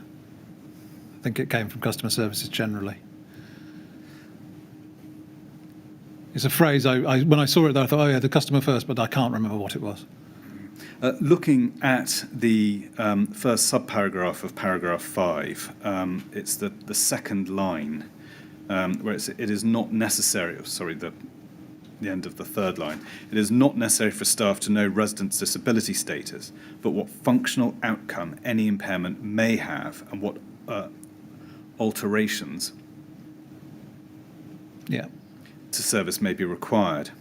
Now, starting with the first question, can you explain what is meant or what you meant by staff knowing the, quotes, functional outcome any impairment may have? Well, it's a question of, so if somebody's a wheelchair user, you don't need to know why they're a wheelchair user, but that they are.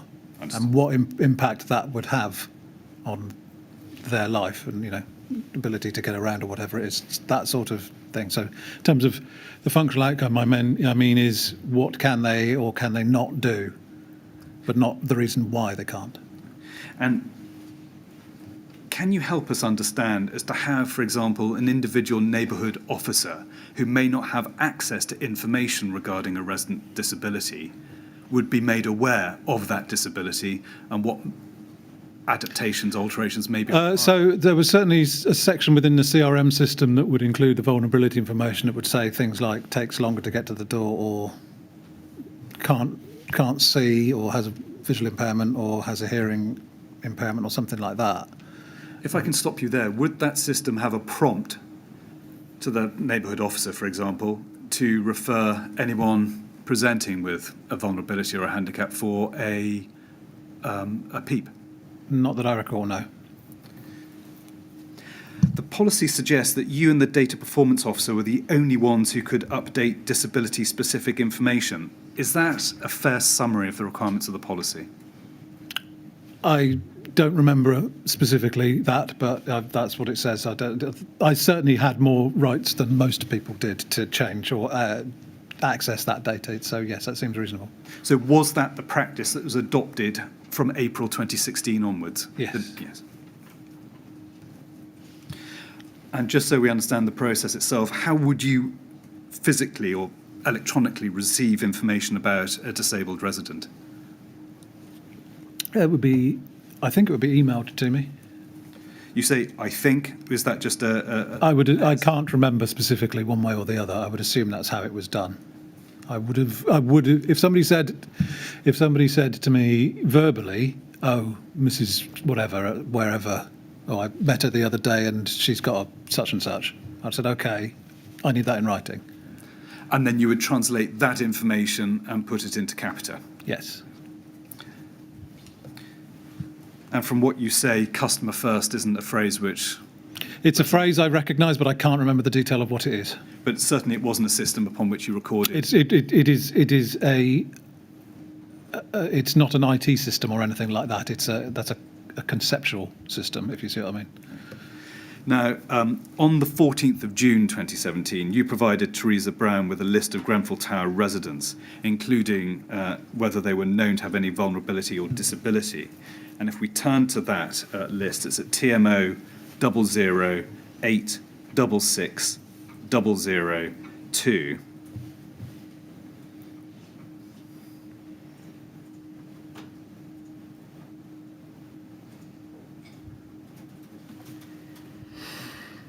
We don't necessarily need to have it up on the screen, but was the supporting residence policy the reason why you were the only person who could access that information on the night of the 14th? I don't know that it was, no.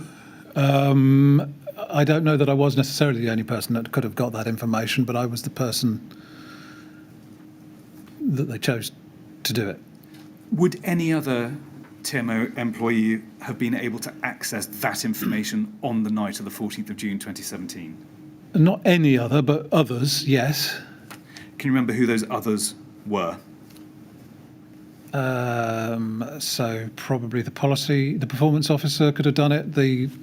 That post that was mentioned in there that I've forgotten the name of. The data. Yeah, that one. Officer. Yeah. Could have done it. Possibly some of the neighbourhood managers could have done it.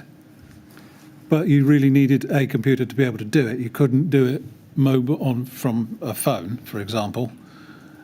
And obviously those key people, I think Teresa probably could have done it, but obviously she was on site, I think, at the time, so she wouldn't have had the access to do it then. So was the issue access to appropriate kit from which to access information as opposed to limited authorisation to access? I believe that was the main issue, yes. Now, before the 14th of June 2017... Sorry, Mr. So I was just going to say, and I produced these sorts of pieces of information for neighbourhood officers when they needed to know vulnerability information so that people knew that I knew how to do it. And therefore reflexively asked you? Yeah. Okay. Now, before the 14th of June 2017, was there any consideration within the TMO on how employees could access this type of information in the event of an emergency, such as a fire, affecting residents?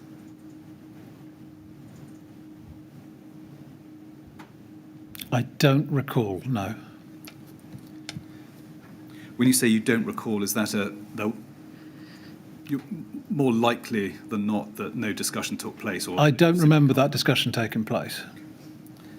Now, in your second statement, at TMO 008695741, and if we could expand paragraph 4,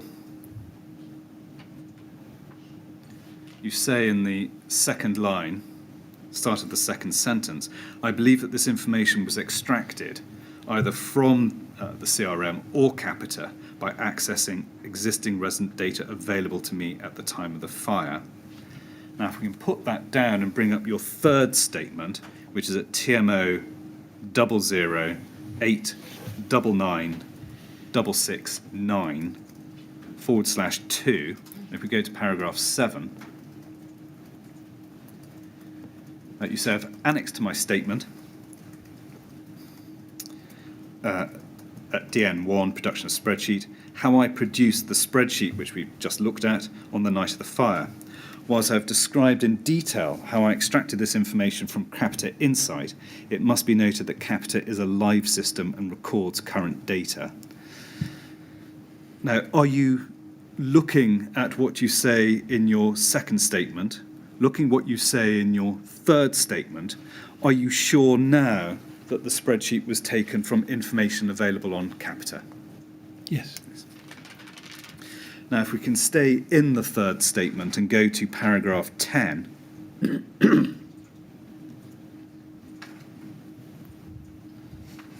if that could be expanded as well. And then you say there you've annexed to your statement DN4, CRM and vulnerable information, where information in relation to vulnerable residents was stored on CRM from the session that I attended. However, I do not recall that CRM was used to store this kind of information whilst I was employed by the TMO. And I believe that all information in relation to vulnerabilities would have been inputted and stored on Capita. I understand from RBKC IT that Capita vulnerability data does not pull through onto CRM, and therefore any information located on CRM would have to be inputted manually by TMO operatives. Now, is that a fair and accurate summary of your understanding now? No. And how would you like to correct it then? So the vulnerability information is held in Capita, that much is right. There was a vulnerability information held in CRM. As I mentioned earlier, there was more in terms of the functional stuff. I cannot remember how the information was put into Capita, whether that was done from Capita, how the information was put into CRM, sorry. I don't remember whether that came from Capita automatically and was then additional information was, I think that's probably what it was, is that there was initial copy over basically from Capita to CRM. And then users would add information into CRM from the functional side of it as well as they went along. So, yeah.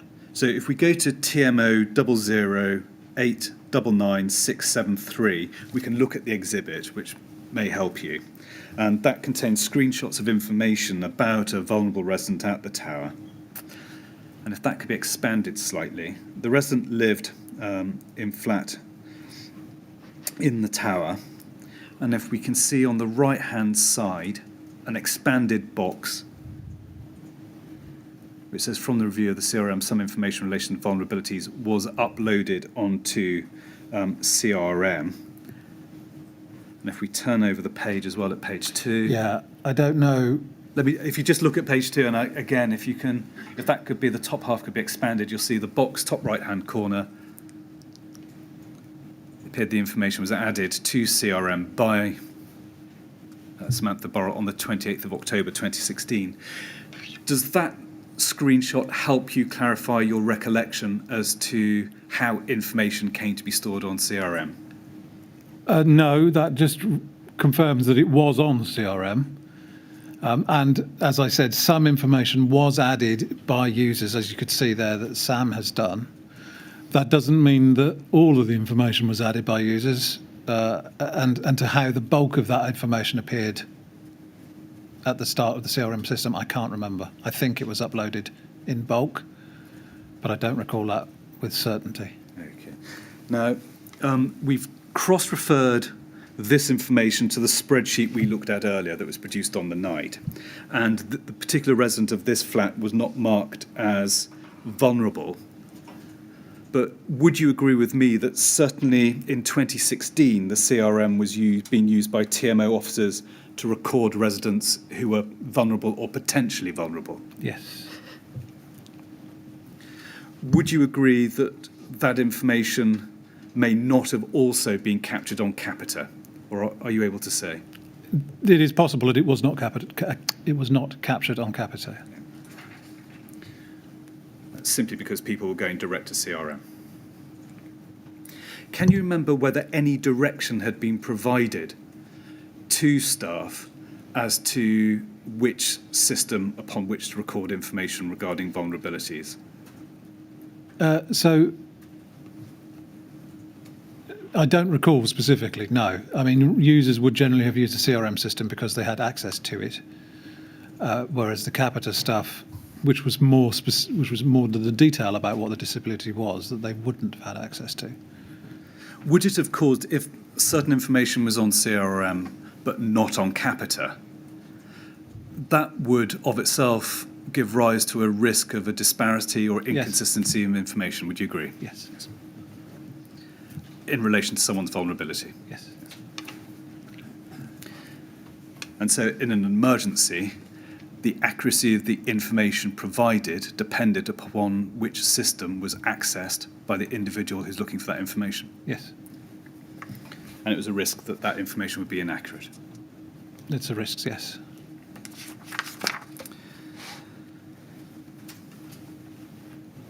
Had anything been, first of all, had that potential and that risk been identified by anyone before the fire? Can you remember? I think it probably had, yes. I think I probably had noted it, but I don't remember when. Had anything been done to eliminate or reduce that risk in terms of instructions to staff or increasing the synthesis between the two systems? I think there were pieces of data, well, not data cleansing is the right word, but data quality processes that we were trying to develop to ensure that these sorts of things balanced out across the two, as I remember. But the detail of when that was, I couldn't tell you. Okay. Can we now turn on to a separate topic, which is the approval and adoption of the policy and the involvement in the health and safety team? And could we turn to document TMO 00865-834?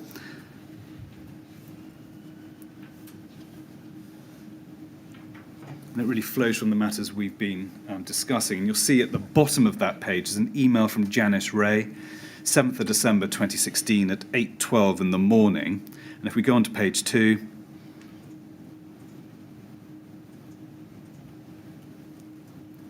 you'll see that she emailed you saying, I'm reviewing our fire policy, and as part of the discussions with the H&S committee, there have been some questions about data on vulnerability. How is this captured? Where is it stored? How reliable is it? Are we able to advise, please? And if we go back to page 1, you give your response.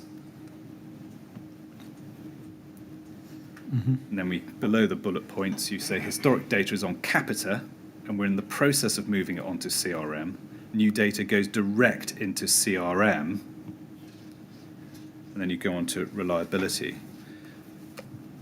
Now, first of all, is that an accurate summary of the practice that was applied, at least as of December 2016, as the transfer of information? Right. Did you arrange for data to be transferred to CRM? I can't remember in detail how we were planning to do that. I suspect it was a question of trying to build the system so that they could do it as automatically as possible. And asking an obvious question, did older data remain on Capita during this process? As far as I'm aware, yes. And it wouldn't be updated, but CRM would be. Is that a fair summary? CRM would be, Capita might be. And it would be dependent upon... It would probably be dependent on the source of the data. So if one of those forms was completed, it would have been sent to us, that's the central team, and it would have been updated in Capita at that point. And were you responsible for the orderly transfer of the data, or was someone else? I wasn't responsible for it, no. Can you remember who was? If it was going to be an automated system, then it would have come from, then the IT team would have been involved in that. Whether that counts as responsibility, I don't know. I would have thought we were aiming for an automated process on it. Now, returning to the looking at this email on the 7th of December, your response. You also mentioned we have a new supporting people policy that I wrote a while back. I've handed it over to Tom now, but it is live, though we need to do more work on publicising it. Is Tom Buckley the policy advisor? Yes. And when did the policy go live? Was it April 2016, as we've discussed earlier? I don't recall, but I see no reason why it wouldn't have been. And for the avoidance of doubt, going live means approved and adopted and putting into practical application. Yes. You refer to doing more work on publicising the policy. Can you remember what you did to achieve that aim? We would have... Well, I don't know what I actually did, but in terms of the options available, it would have been like internal newsletters, there was staff communications, talking about it at managers forum and that sort of thing, potentially going to teams and talking to them about it. Like possibly like the resident engagement team that I went to, I think I probably mentioned it to them, that sort of process as well, but also disseminating it through managers and making sure that, reminding them to make sure that they publicise it as well. And had the concern to publicise it been prompted by any concerns or problems that people were unaware of the new policy? And not that I recall, no. Was that the first time you mentioned the finalised version of the policy to Janice Ray? The reason I ask is that the way you formulated that sentence, we have a new supporting people policy, might give the impression that this was the first time you'd raised it with her. I don't recall whether I've raised it with her before or not.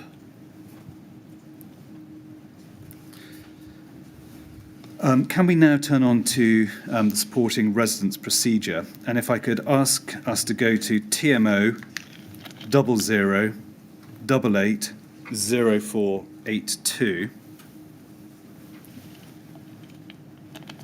And that's the residence procedure. And if we could go to page 7. Again, midway down the end of this screenshot, you see operational date April 2016. And was that the date it became operational, so it paired with the policy? Yes. Can we go back to the first page of this document? And just developing that last answer further. Paragraph 1.1 says this procedure supports the supporting residence policy, the key aim of which is to ensure that residents get access to any additional support they need to live their lives, whether that's provided by the TMO or other agencies, and or for the TMO to be able to tailor its services, any other support. If we go further down the page under the heading Potential Indicators and Solutions under paragraph 2.2, it identifies indicators that a resident may have support needs and recommends solutions. What contributions did other teams in the TMO have in relation to the preparation of this procedure? This was driven by the neighbourhood management team. Teresa specifically, as I recall, and probably, I can't remember whether she had a policy officer or not, but I certainly remember sitting down with Teresa drafting this procedure because, yeah, these sections were particularly hers. And looking at the substance of section 2.2, were those prompted by a concern that practical guidance needed to be given to neighbourhood officers to know? Concern might not be the right word, but I think it was making sure that, you provided the information to the neighbourhood officers on potential solutions for issues. And can you recall whether Janice Ray was consulted upon the substance of this procedure before it came into force? I don't remember with certainty, no. Likely or unlikely, or possible? Possible. We've reviewed the document, and there's no reference within it to fire, peeps, or evacuation. Can you help us as to why those matters were not addressed in this procedure? I believe that I think the intention was that the health and safety was its own separate area, and so the issues that were related to health and safety would be managed by the health and safety team and their policies and procedures. And that would explain in particular why evacuation and the particular needs arising for vulnerable residents were not considered here. Yeah. If we can go back to your second witness statement, TMO 00869-574, and page 3, and paragraph 12 again, you refer there again to the supporting people policy and said that this policy was signed off by the senior management team at a meeting on the 17th of March 2016 and was referred to the executive team for approval before it could be introduced. As far as I am aware, this policy was not considered by the executive team before the 14th of June 2017, and I do not believe it was ever brought into force.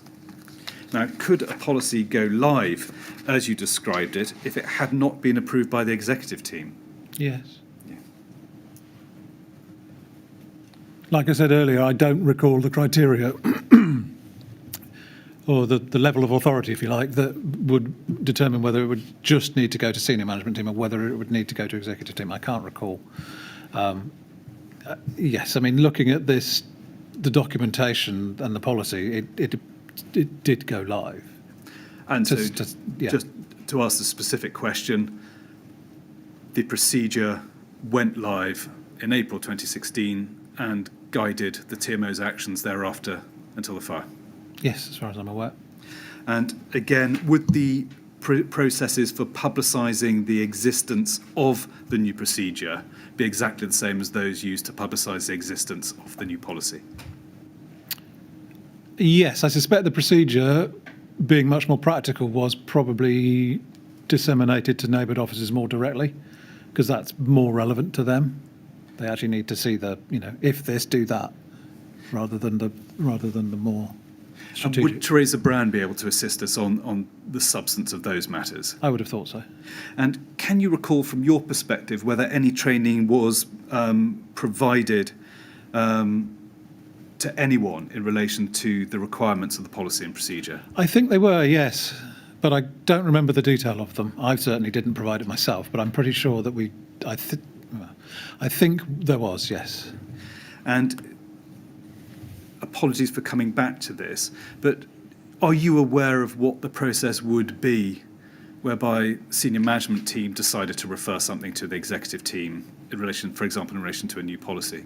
I don't recall now, no. Were you ever involved in those type of discussions? No. I might have known at the time what the criteria were, but I don't remember what they were, and I wasn't involved in that. I wasn't on the senior management team. For the sake of clarity, are you able to assist the panel on why the executive team had not signed off on this policy before the 14th of June 2017? I can't remember.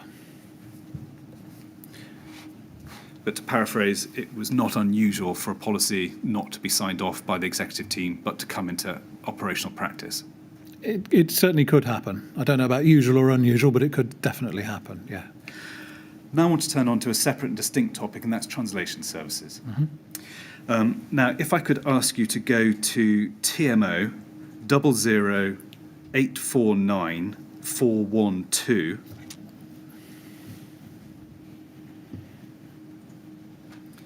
And here we go, People and Performance Meeting, 17th of June 2013. And if we turn over the page to page 2, and through to 3, and then culminating at 4. See those sections, so through those, there's various sections for team news. And here we go on page 4, roughly a third of the way down. David, that's you, I assume? Yeah. And you say on the 4th bullet point, now handling all TMO translation requests. Why did you handle those requests for the TMO? Because I was the budget holder. And did you handle them from 2013 until 2017? I can't remember when I picked it up. I certainly didn't have it when I joined. There was a point where I picked it up. This what meeting's June 2013, so it would have been from then? Yeah. Okay. Can you give the panel a rough idea of how many requests for translations were made per month or half yearly or yearly? A handful. Maybe 10. And is that per year or per month? Sorry, I confused you with the way I put the question. I think it could have gone up to 10 a month, but that will be an exceptional month, as I recall.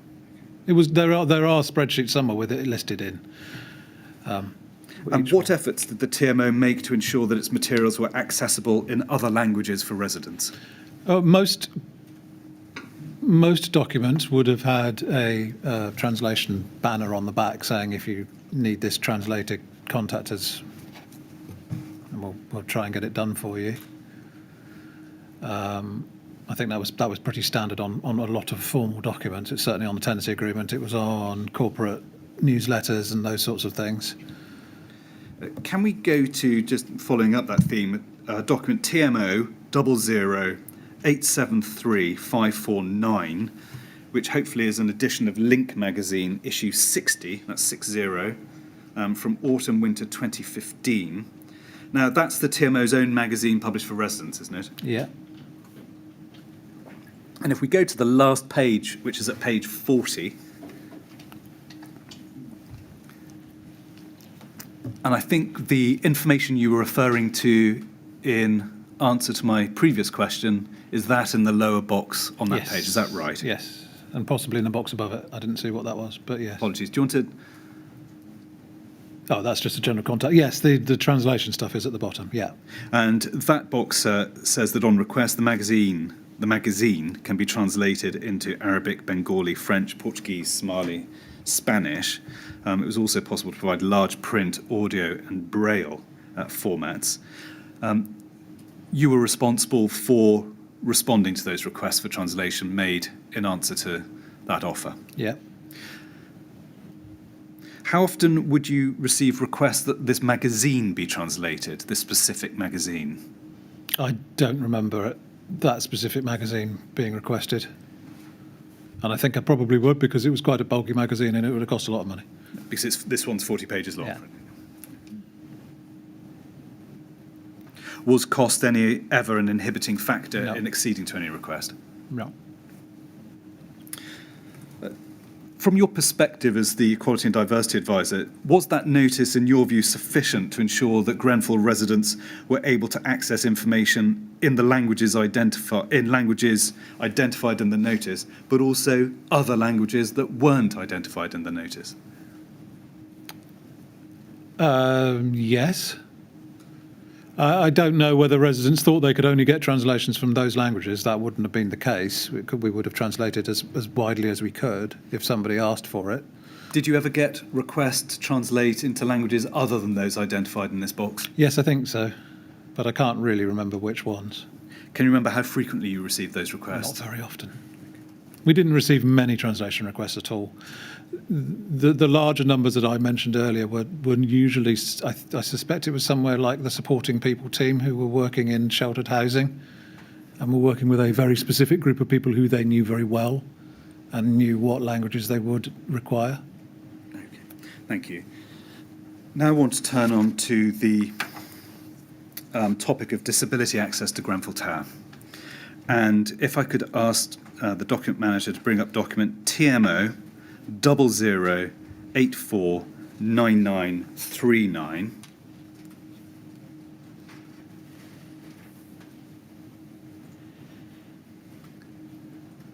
There we go. And just in summary, in 2013, Claire Williams had an exchange with Bruce Soons, who's the architect for the Grenfell refurbishment, and a gentleman called Philip Booth.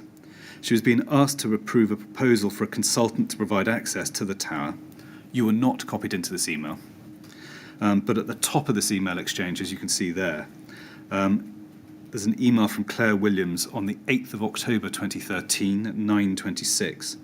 And you can see that she said, quotes, "Apologies, I was awaiting for David Gibson to have a session with David Noble, who is our access man. I will raise this with him if he is in this AM. Otherwise, we can establish the result of his discussions at the design team meeting to get this sorted today. Do you recall any consideration of disability access to the tower for these new flats? Any discussion with David Gibson or anyone else? Not the specifics on the tower, no, not that I recall. I do remember going to a meeting with the team and talking to them broadly about access and Part M of the building regulations, all that sort of stuff, but not specifics on that, no. Which isn't to say it didn't happen, but I don't remember it. Looking at that word access, was there also discussion as to how people could evacuate if the need arose? I don't remember the discussion happening. I don't remember that discussion happening, so I can't remember whether there was talk about egress. But I would have thought this access was, the access that they were talking about here was more likely to be access into the main door, but not really beyond that. Possibly internal lifts, but I don't think there were plans around the lifts at that point. I think this was more around access into the doors. Okay. Now turn to a separate document, TMO 1000495.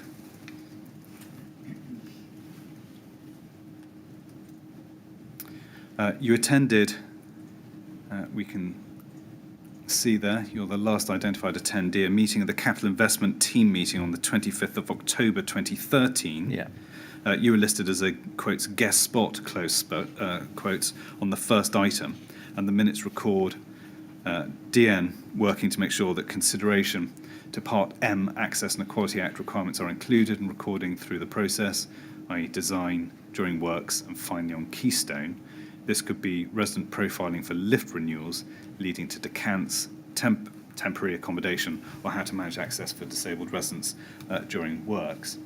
DN noted that in refurbishment it may not be possible to include full access works, but this needs to be recorded if no reasonable adjustments could be made, i.e. not reasonably practicable in terms of expense.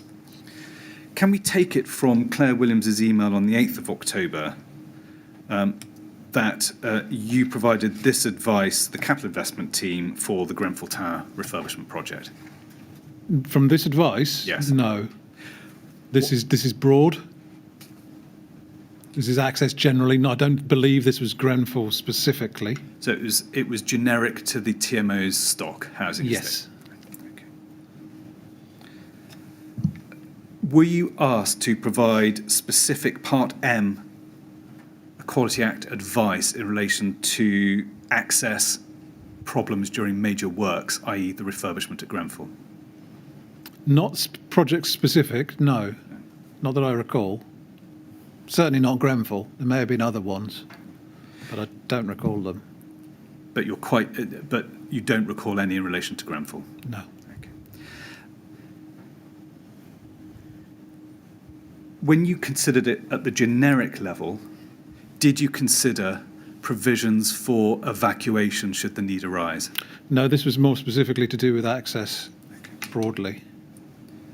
When you say access... And I would mainly say that was because I would have considered egress to be a health and safety... Emergency egress is a health and safety issue and not my area of expertise. Was that something upon which you would have advised David Gibson when he asked you, or Claire Williams if she had asked you? Yes.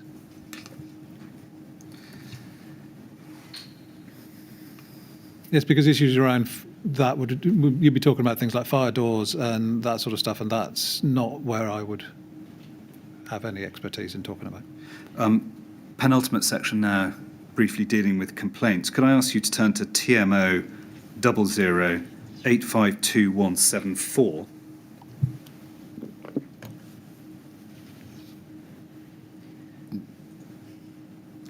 And here we go. It's a resident engagement team briefing, 2nd of February 2015.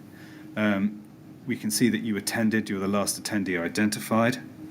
And if we can go to agenda item 3.0, which is the bottom of page 2, but goes over to page 3. And then if we see at the bottom of that page, you're assisting in streamlining the complaints process policy, especially concerning, if we go over, council's inquiries, complaints, as they do not always go through the proper route. No significant changes relating to resident complaints. What were the problems with inquiries, complaints not going through the proper route? Can you remember now? I can't for certain. I suspect it was whether councillors were just emailing executives rather than going through the complaints team. So it's about then making sure that actually the councillors are told to go through the complaints team so that the information is stored in the places that it's supposed to be, rather than just going to Robert or Satter or whoever and saying whatever it was that they wanted to say. And how did you streamline the process? I can't remember. And can you remember whether the streamlining removed the problems which you'd been asked to address, or whether they persisted? I'm not sure that you can ever change a policy that will stop a councillor emailing somebody. Understood. Final question relates to text bursts. We don't need to go to the statement, but it's at paragraph 8 of your second witness statement. You refer to using text bursts to message staff on the night of the fire. My question is twofold. Was text burst used, first of all, to communicate with residents generally? No. Was it used? Well, no, actually, I don't think that's true. I never used it to contact residents. I believe that they did use it. I think they had some phone numbers of some residents for some capital programme pieces of work, but I don't know which ones. That wasn't something that I was aware of. But so yeah, they had the text burst system before I was given access to it, but my focus was solely for staff. And do you recall text burst being used on the night of the fire as a means to communicate with residents? I don't recall that. No, that isn't to say it didn't happen. Mr. Noble, I've come to the end of my prepared questions. There may be others. So we ordinarily allow 20 minutes in relation to TMO witnesses. That was the practice in Mod 1. I'm in your hands given the present time. Well, I would have thought that we might on this occasion allow a quarter of an hour. And if you're told that further time is required, then of course you can let us know and we'll try to oblige. I'm grateful. But I think for the moment what we'll say is that we'll be back at 1 o'clock. Thank you, sir. Mr. Noble, I don't know whether you understand the system, but when council gets to the end of his prepared questions, we always have a break. First of all, to let him check that he's not missed anything out, and secondly, to allow other people who are not in the room but who are following the proceedings to suggest further matters on which we might need your help. So we're going to take that break now. We'll come back at 1 o'clock Okay. and see whether there are any more questions for you. But unless there are a lot more than I think likely, you'll be able to get away fairly shortly after 1 o'clock. Okay. Thank you. All right. Good. So, excuse me, would you go with the usher, please? And don't talk to anyone about your evidence while you're away. Thank you.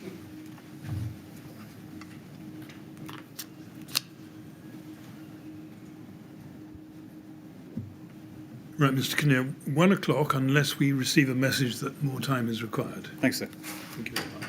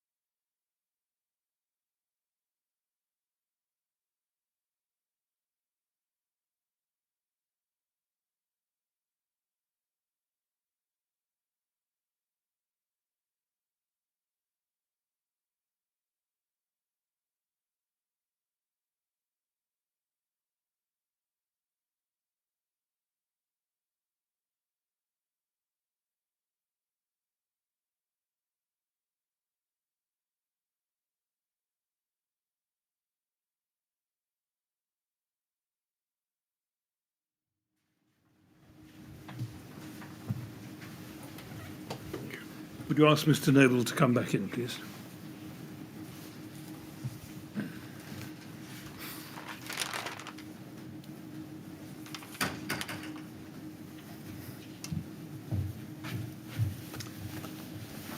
Right, Mr. Noble. Well, I think there may be one or two questions for you, but we'll see how we go. Okay. Yes. There are a few. Thank you, sir.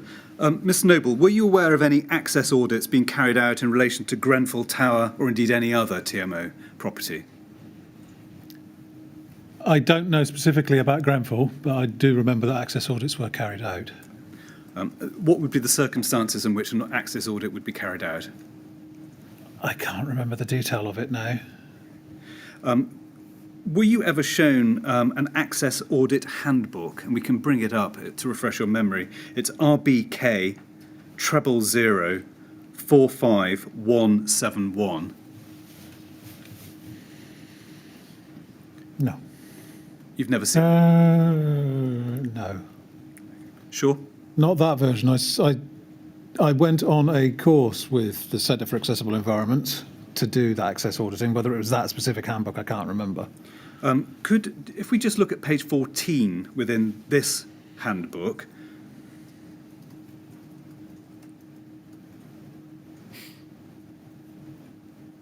and if we look in the first paragraph, it's the last 4 lines, and it says, importantly, the auditor should also consider how easy a building is to exit.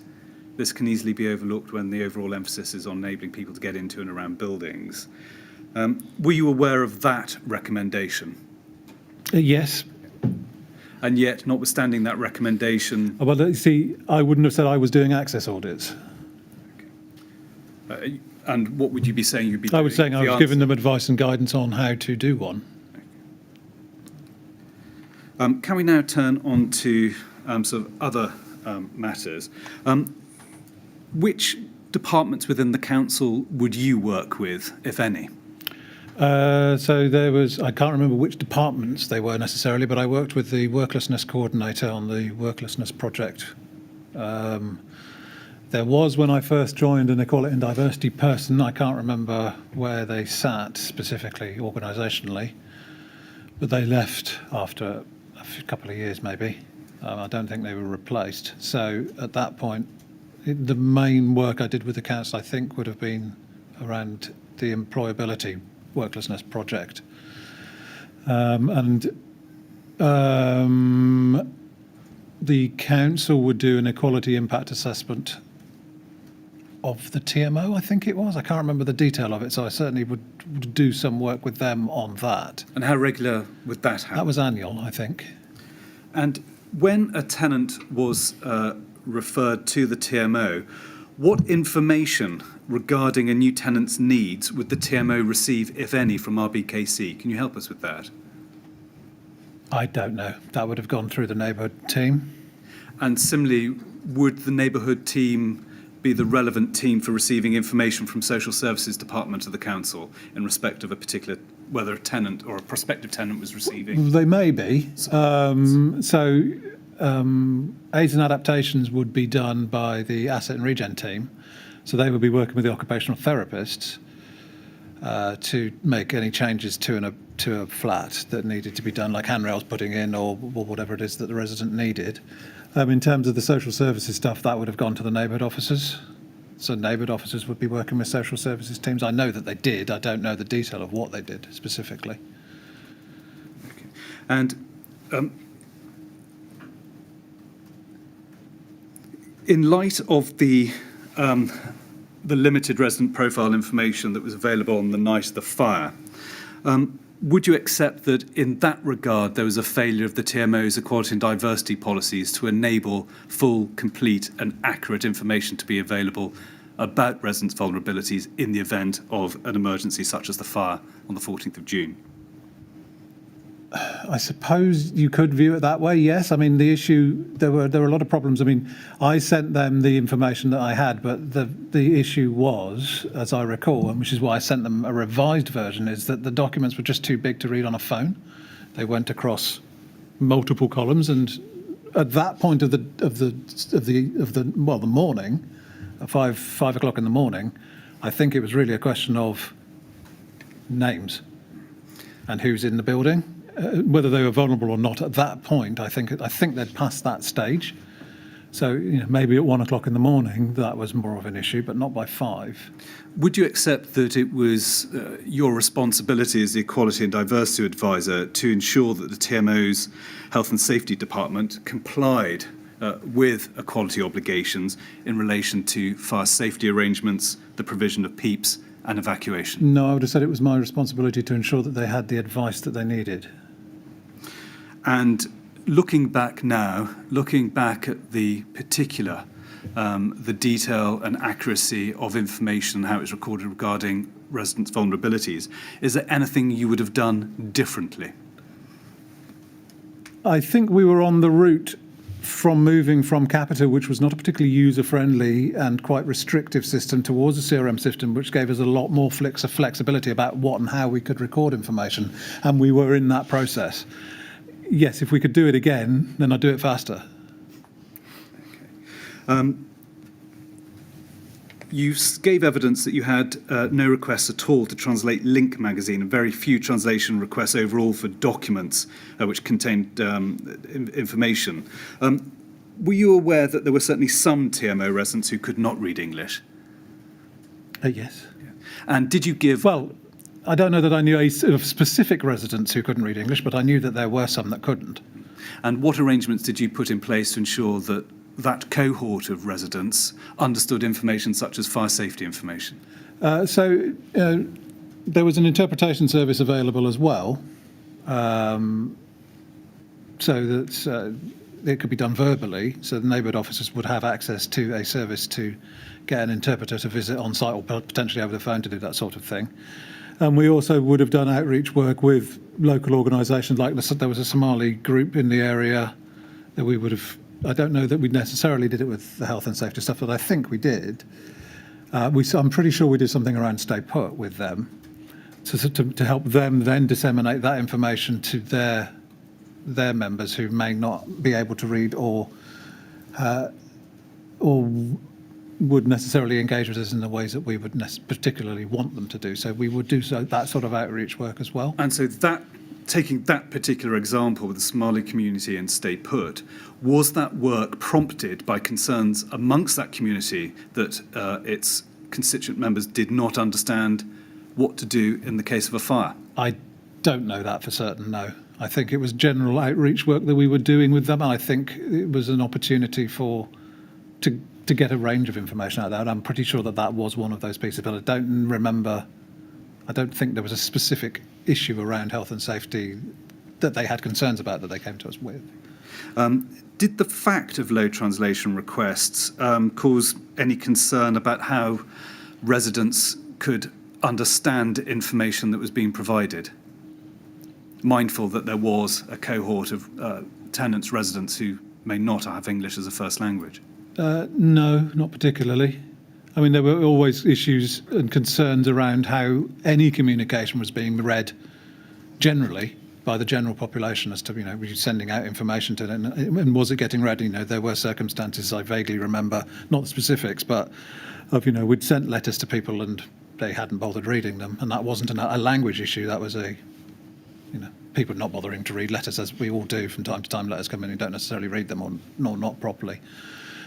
So, there was generally always work happening to try and improve the engagement with residents. So, language was within that. And it was done at roadshows and things. We would make sure that when we went out with roadshows onto estates, that we would make sure that we'd tell residents in person, look, if you get a document and you can't read it, please contact us and we'll get it translated for you. Finally, is there anything that we've covered today or anything else we haven't covered today which you feel would assist the panel's deliberations? No, I don't think so. Is there anything else you'd like to say? No. In those circumstances, Ms Noble, thank you very much for attending today to give evidence. It's been very helpful indeed. Thank you. Yes, Mr Noble, and I'd like to thank you as well on behalf of the panel and myself for coming to give your evidence. It has been very helpful to hear what you have to tell us and very useful to us. Okay, good. So we're very grateful and thank you very much. You are now free to go. Thank you. Thank you very much. Should we say 2:15? 2:15, right.